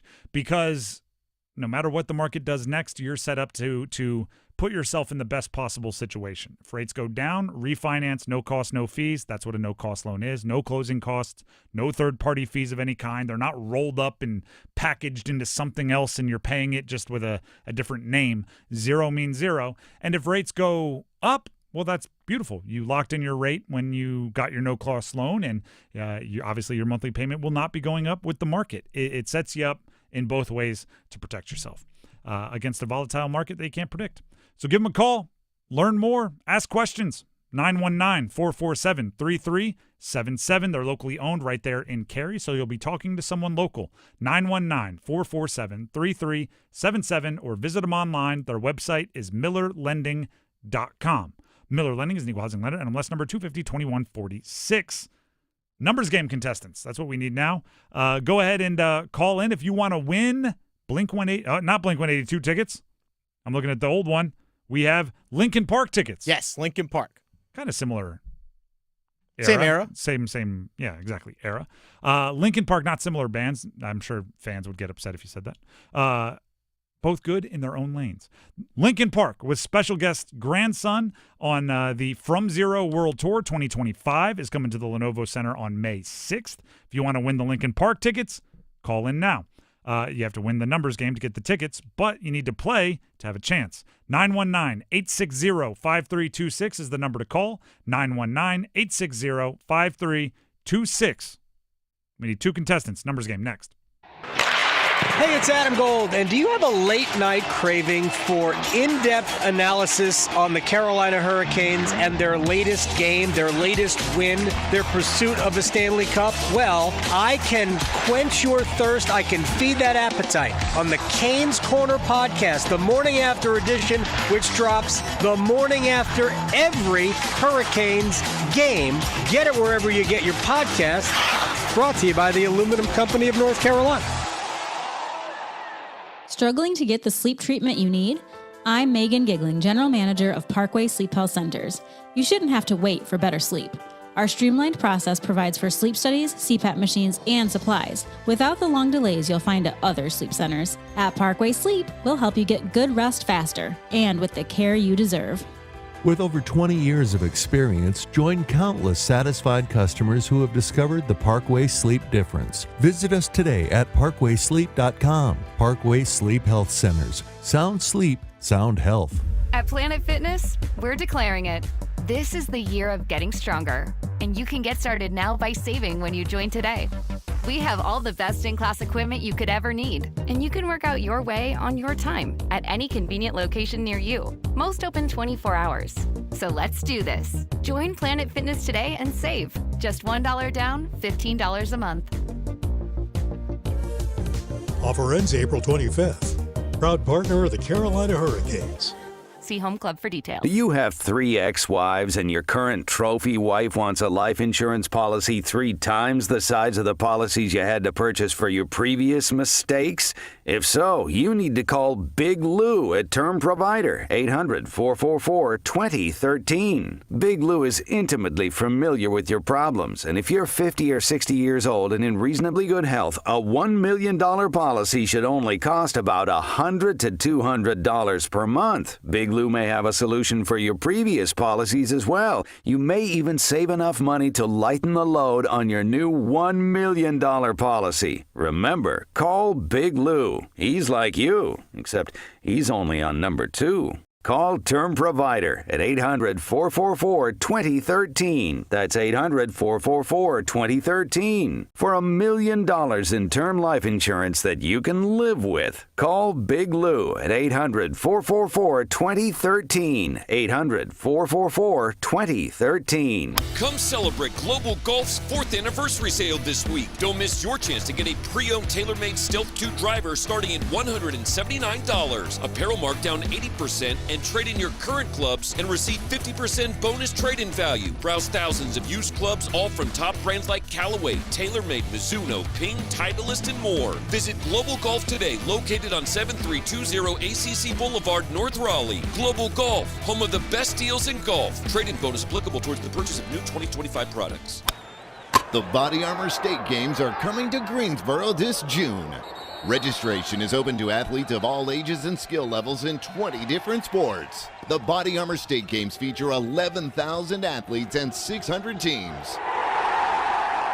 Don't miss out on North Carolina's largest sports festival of the year. Visit BodyArmorStateGames.org today. The Body Armor State Games are proud to partner with Truist, Lowe's Foods, and Blue Cross and Blue Shield of North Carolina.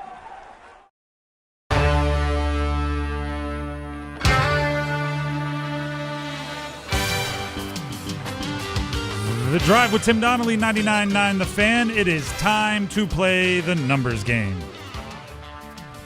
The prize, Lincoln Park tickets. They're coming to the Lenovo Center on May 6th.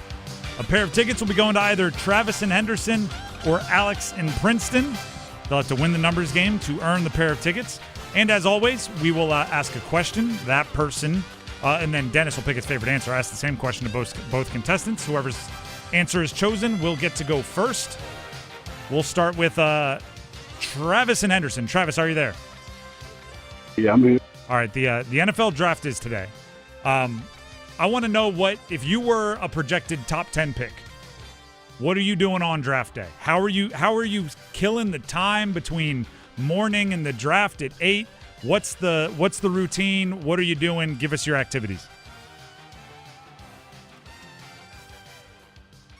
Travis, are you there? I think I got to spend that. Yeah, I'm here. Probably got to spend it with family and friends, soaking it all. And, yeah, that's probably it. Just hanging out? Yeah, just with the family and friends. Just okay. Yeah. Dennis, do you need any follow-ups? All right, that's enough information right there. Stay on the line. We'll see if your answer gets chosen. Alex in Princeton, are you there?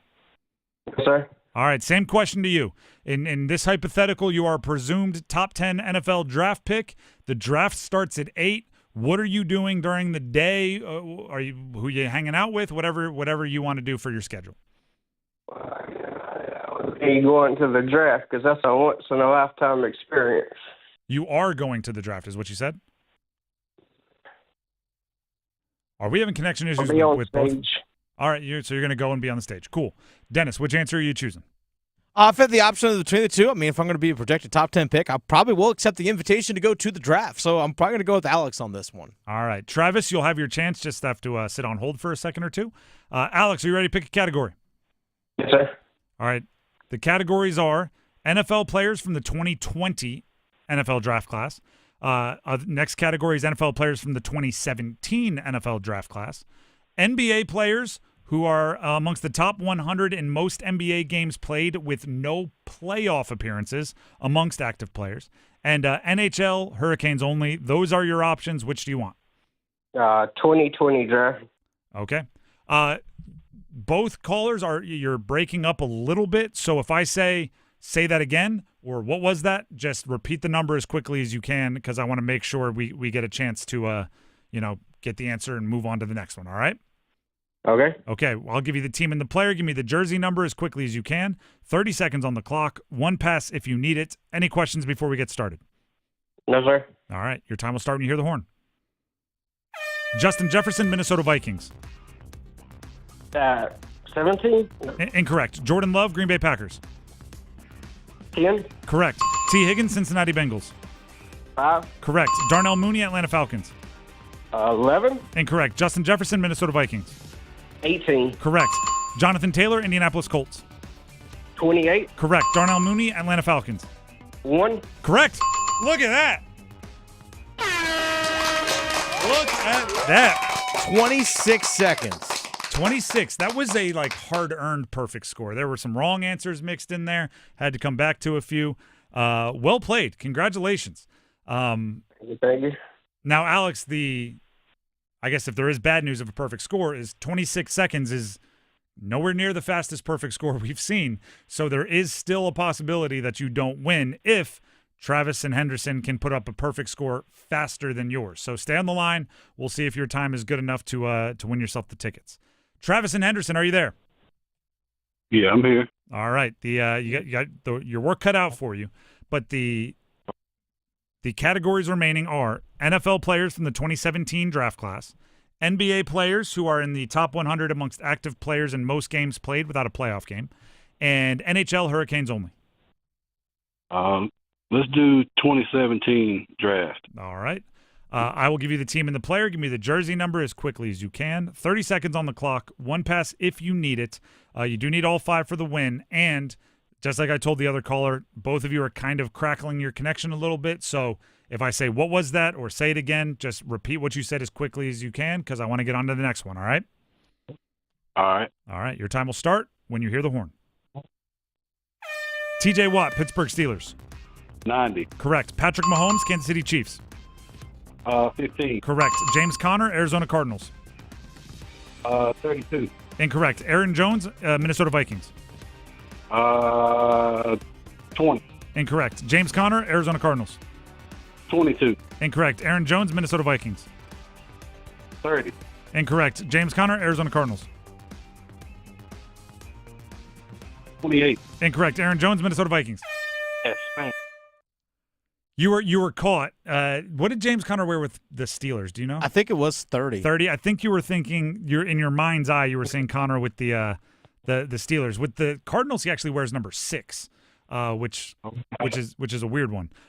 You did get Watt. You did get Mahomes. Connor 6 we were looking for. Aaron Jones with the Vikings 33. Unfortunately, not enough for the win, but hopefully you had some fun. I did. Appreciate it. Thank you very much. Try again another day. And that means Alex in Princeton is the winner. Alex in Princeton, you got yourself some, what do we have here? Some tickets to see Linkin Park. Congrats. Thank you.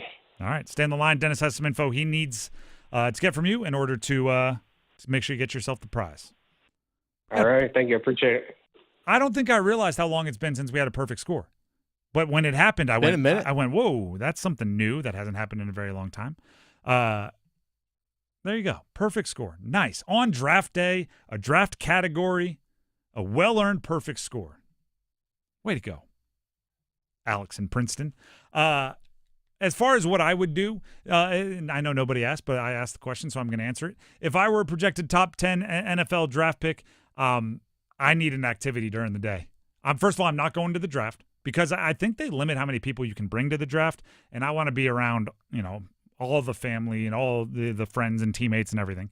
So I'm doing something somewhere where we can have a bunch of people during the draft, during the day activities, right? I don't know if it's golf. I don't know what it is. We're playing board games. I need something to pass the time. That's what I'm going with. Not going to the draft though. Joe Thomas may have done it the coolest way. Remember Joe Thomas, 3rd pick, offensive tackle, Cleveland? This is like 15, 20 years ago. The legend is he went fishing with his, I think, dad and brother and didn't have cell reception. So he just left and figured, I'm not going to sweat out individual picks. When I come back from fishing, I'll have been drafted, which is kind of a baller way to do it, right? Come back at the end of the first round. What pick was I? You don't have to sweat it out at all. Kind of an interesting way. I don't think I'd be able to do that. I'd be out in the middle of the ocean trying to fish, holding my phone up like, can I get reception, figure out where I'm going? The Drive with Tim Donnelly, 99.9 The Fan. We have more updates on Canes and some reports on what the Panthers may or may not do tonight in the first round of the NFL Draft. It's coming up next. Don't go anywhere. Back after this.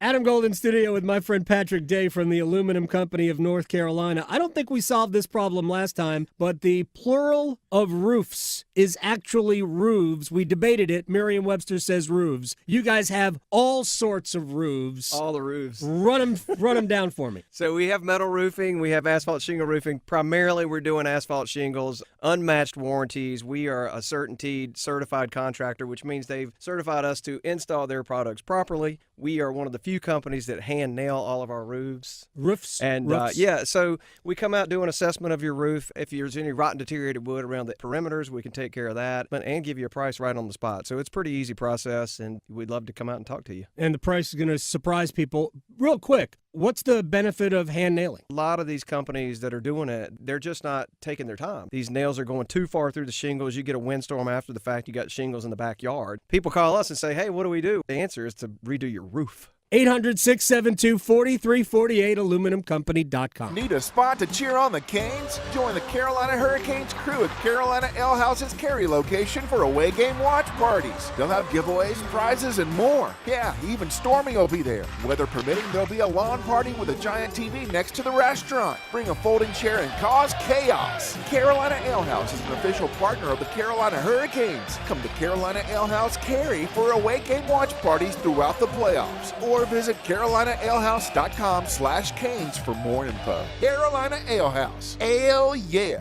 Stitches, itches, aches, and pains. Strep and sinus, minor sprains. Pink eye, earaches, fever, flu. Virtual visits, physicals too. At WakeMed MyCare 365, we offer both walk-in primary care and urgent care. So find the MyCare location nearest you at wakemed.org. Walk right in, and for just about anything from asthma, rashes, and examinations to x-rays, labs, and vaccinations, make MyCare your care. What if, instead of choosing between a big bank or a small bank, you could choose one bank that's the best of both? That's First Horizon, with big bank reliability and small bank resolve. You get 160 years of financial strength and stability and an enduring commitment to personal service. When the best of big meets the best of small, you get it all. To help you on the road to your horizon. First Horizon Bank.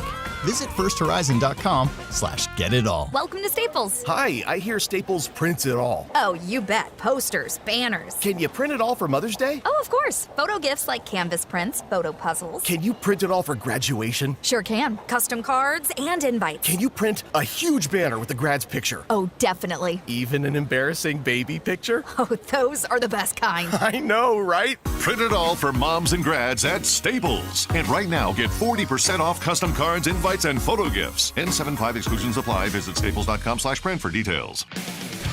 Make your next tailgate more electric when you plug into a new Ford F-150 or Super Duty truck. Not only do they light up the scoreboard with outstanding payload and towing numbers, with available Pro Power on board, you can turn these Ford trucks into mobile generators to give your tailgate party an extra boost of energy. Visit your Carolina Ford dealer or buyfordnow.com for great offers and to learn more about F-150 and Super Duty. See owner's manual for important operating instructions.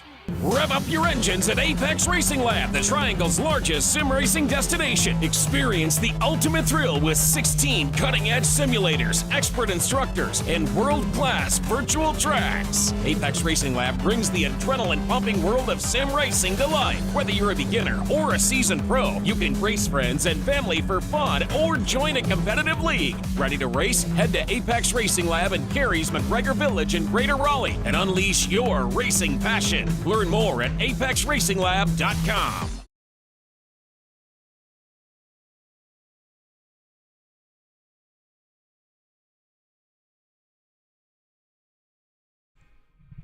The Drive with Tim Donnelly, 99.9 The Fan.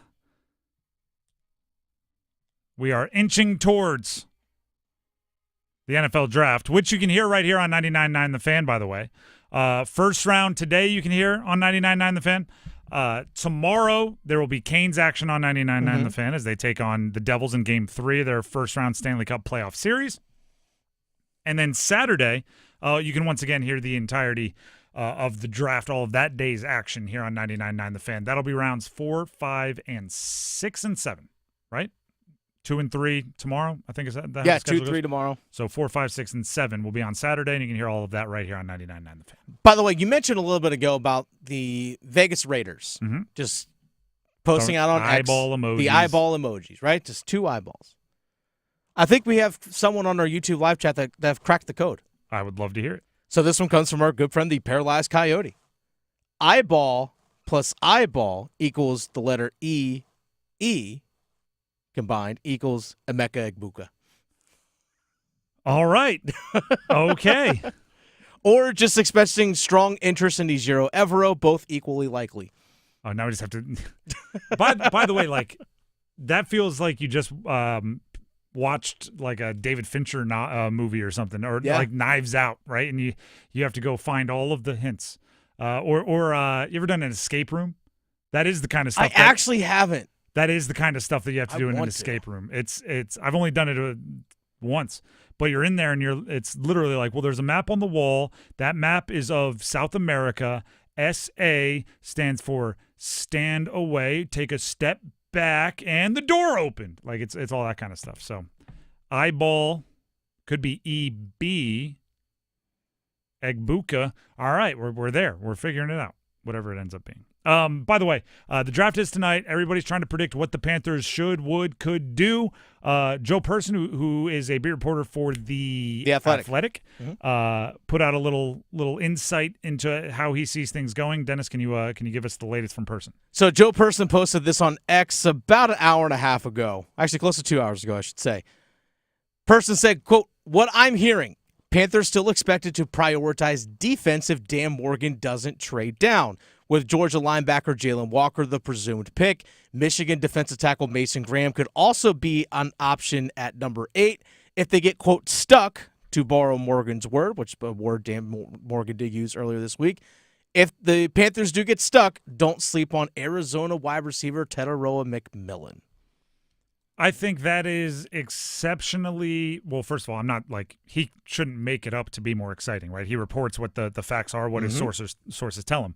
That is exceptionally boring because that is kind of exactly what we thought, right? Yeah, it's very true. And not to criticize the reporting because, like I said, Joe can't go, actually, with the pick 8, they're going with – Shedeur Sanders, just to get everybody all riled up, right? You have to say what your sources are saying. But, yeah, Jalon Walker is the presumed pick. If Mason Graham is there, that could upset that presumed pick.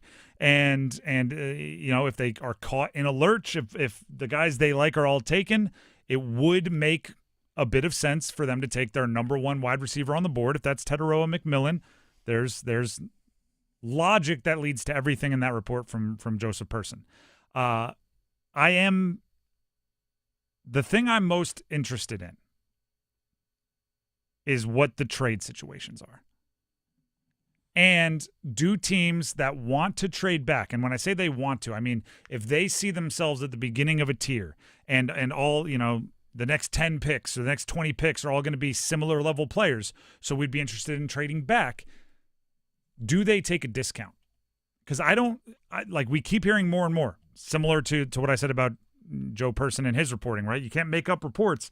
So we're hearing a ton of so-and-so wants to trade back.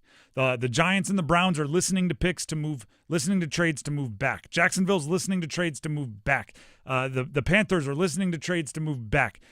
We don't hear as many teams looking to move up, right? No. So do you have to lower your price in order to move back, understanding the lay of the land in a draft is different than the kind of utopian draft that the models are used, right? Like the trade charts, right? If they say, the 8th pick is worth 575 points or whatever it is, and that would require getting the 20th pick and a future 2nd and a future 4th. I don't know what they are.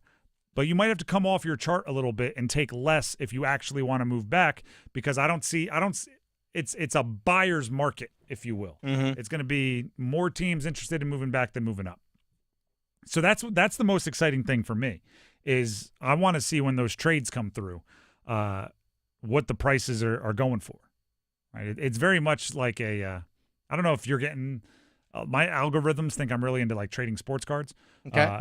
So, I mean, it's the most fluctuating market ever. Somebody will – oh, yeah. They like, check the website. They're like, that car was sold for $2,000 somewhere yesterday. I'll give you $1,700 for it. And they're like, okay, yeah, that seems fair. You can make a little money, $1,700. And then they check it like 2 days later. It's like, all right, now I just bought a $600 card for $1,700. Like, it's that quick. And I want – Sneakers are the same way. I want to know if picks end up that way. Like, Jacksonville traded back from 5 and got a haul. We should trade back from 8, and then all your offers are like a quarter as much. It's 3 picks. Why is that different? I think it's going to be that kind of crazy day where values are all over the place. A couple of the people I talked to that are plugged in with the Panthers and around the league, but the Panthers specifically said that if they want to trade back, you're probably going to get pennies on the dollar. Yeah. Like you're not going to get Or at least 50 cents on the dollar. Yeah. Like, you're not getting full value this year. You're not going to get full value trading back. So normally, hey, if I'm trading from 8 down to 14, if the Colts want to move up to draft a tight end, you're not going to get the haul that you normally get in most drafts because the top-end stars aren't fully there, especially like we saw last year. Unless something crazy happens. Yeah. Right? There's always the chance that a tumble happens and a player that's supposed to go high is still there and people want him. Quarterbacks, you never know how it's going to go. So there's prepare for everything. All it takes is one owner to walk into the room and go get me that guy right now. Or one. That's all it takes, one. Or more importantly, one GM to say, if I don't get a quarterback, my job might be gone. Oh, there's that too. So if Shador's there at 8, I have to do what I have to do to go get him. If it's Jackson Dart, I have to do what I have to do to go get him. It might not work out. They might not even think it's going to work out, but they might also believe it's my only shot to keep my job. If it doesn't work, who cares? I'd be fired anyway, right? That's the next guy's issue. So you never know what's happening behind the scenes. Be prepared for the unpredictable, which I think is really a secret sauce of the draft. At the beginning of the show, I gave my perfect draft, so you know what I'm hoping for, what I think would work well. Jalon Walker is my target at 8. Again, unless something unforeseen happens, I would not complain about Mason Graham. I would not complain about one of the tight ends. I would not complain about a few other guys, but there are a few I would complain about. Our guy on that emails me, Stewart, would not want Shamar Stewart. I don't think they need an offensive lineman. There's a few other ways we could go, but basically we just get to enjoy it from here. Dennis, tell them what you have going on tonight with Chris, so everybody knows where to find the content. So make sure you subscribe to our YouTube page, 999 The Fan. Just go to YouTube, search 999 The Fan. You'll be able to find us right then and there. And one thing that we want to make sure that you all are aware of tonight, like you mentioned, Panthers Playbook, Chris Liam, myself from WRAL. We're going to go live at about the start. Right as the 6th pick is made, assuming the Panthers don't make a trade up. But as soon as the 6th pick is made, so just before the Panthers are on the clock. So when the Jets go on the clock at 7, we're going to go live on YouTube, react to what the first 6 picks have been, maybe make some anticipations, see who's available, just kind of reacting live. So once the Panthers do make a pick at 8 or trade out of 8, we're going to be right there live reacting with you all right there on YouTube. So come watch the draft with us. We'll have some fun. And I assume you guys are on call for the crazy, right? If there is a giant trade. Absolutely. I'm here for the crazy. Last year, right at the end of the first round, the Panthers didn't have a first-round pick. And right at the end, they gave us a little treat and traded up into the last pick of the first round and took Xavier Leggett. So, if you're watching and you're like, oh, they're not supposed to be on until the 6th pick and something crazy happens, I'd check. They'd probably be jumping on. I remember Chris and I posting a Panthers playbook at 12:30 last year on the first night of the draft because the Panthers decided to move up and take Leggett. It is not an early night for sure. Not. I am actually out of town tomorrow, so I miss out the awesome reactions on air to the draft, but I promise you I will bring the opinions and the responses on Monday. So you're in good hands, right? The guys will take care of you. But enjoy tomorrow. Enjoy the draft. Enjoy Overdrive coming up next. We're talking Panthers right out the gate and hearing from Jalon Walker's high school coach later on in Overdrive as well. The draft is right here on 99.9 The Fan today. Listen in if you're not watching on TV. I'll see you on Monday. Have a great weekend, everybody. Enjoy the show tomorrow. See ya.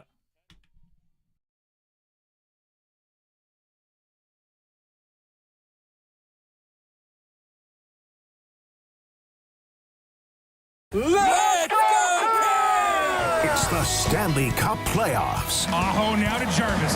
Jarvis, you'll get the Giants goal! Let's go, Canes! The Jetsov, stop! It's on the goal line behind him! He does a snow angel in the paint! Go, Canes! Playoff hockey in Raleigh is something that you can't describe, and it's because of you. So we wanna be here. The Canes' road to the Stanley Cup runs through us. 99.9 The Fan, the Triangle Sports Leader. Confidence is knowing you're ready to handle whatever comes your way. That's what it feels like to take on your workday with Cintas. They make sure your AEDs are up to date, your fire extinguishers are tested and inspected, your floor mats are cleaned and delivered, and your workwear looks good, feels good, and is freshly laundered with the Cintas Apparel Plus program. So are you ready to take on today? Visit Cintas.com. I'm ready! And get ready for the workday. Joint pain in your knees, shoulders, or lower back. It can stop you in your tracks. At DaVita Med Spa and Wellness, we offer a revolutionary course of treatment that can eliminate your joint pain and have you back to your old self in no time. Our regenerative therapies actually help repair damaged tissue to eliminate the pain without risky invasive surgery. If you suffer with joint pain and have been told your only options are medications, steroid injections, or surgery, DaVita Med Spa and Wellness offers non-surgical solutions using your body's own cells with minimal downtime and long-lasting results. Experience personalized, compassionate medical care at its best. Call our office now and see how you can get real, long-lasting relief from joint pain through regenerative medicine and the medical experts at DaVita Med Spa and Wellness, spelled D-V-I-D-A. Call 984-333-1313. That's 984-333-1313. 984-333-1313. It's time for the Coastal Scholar Athlete of the Month. Creighton Blackwell here once again from Coastal Credit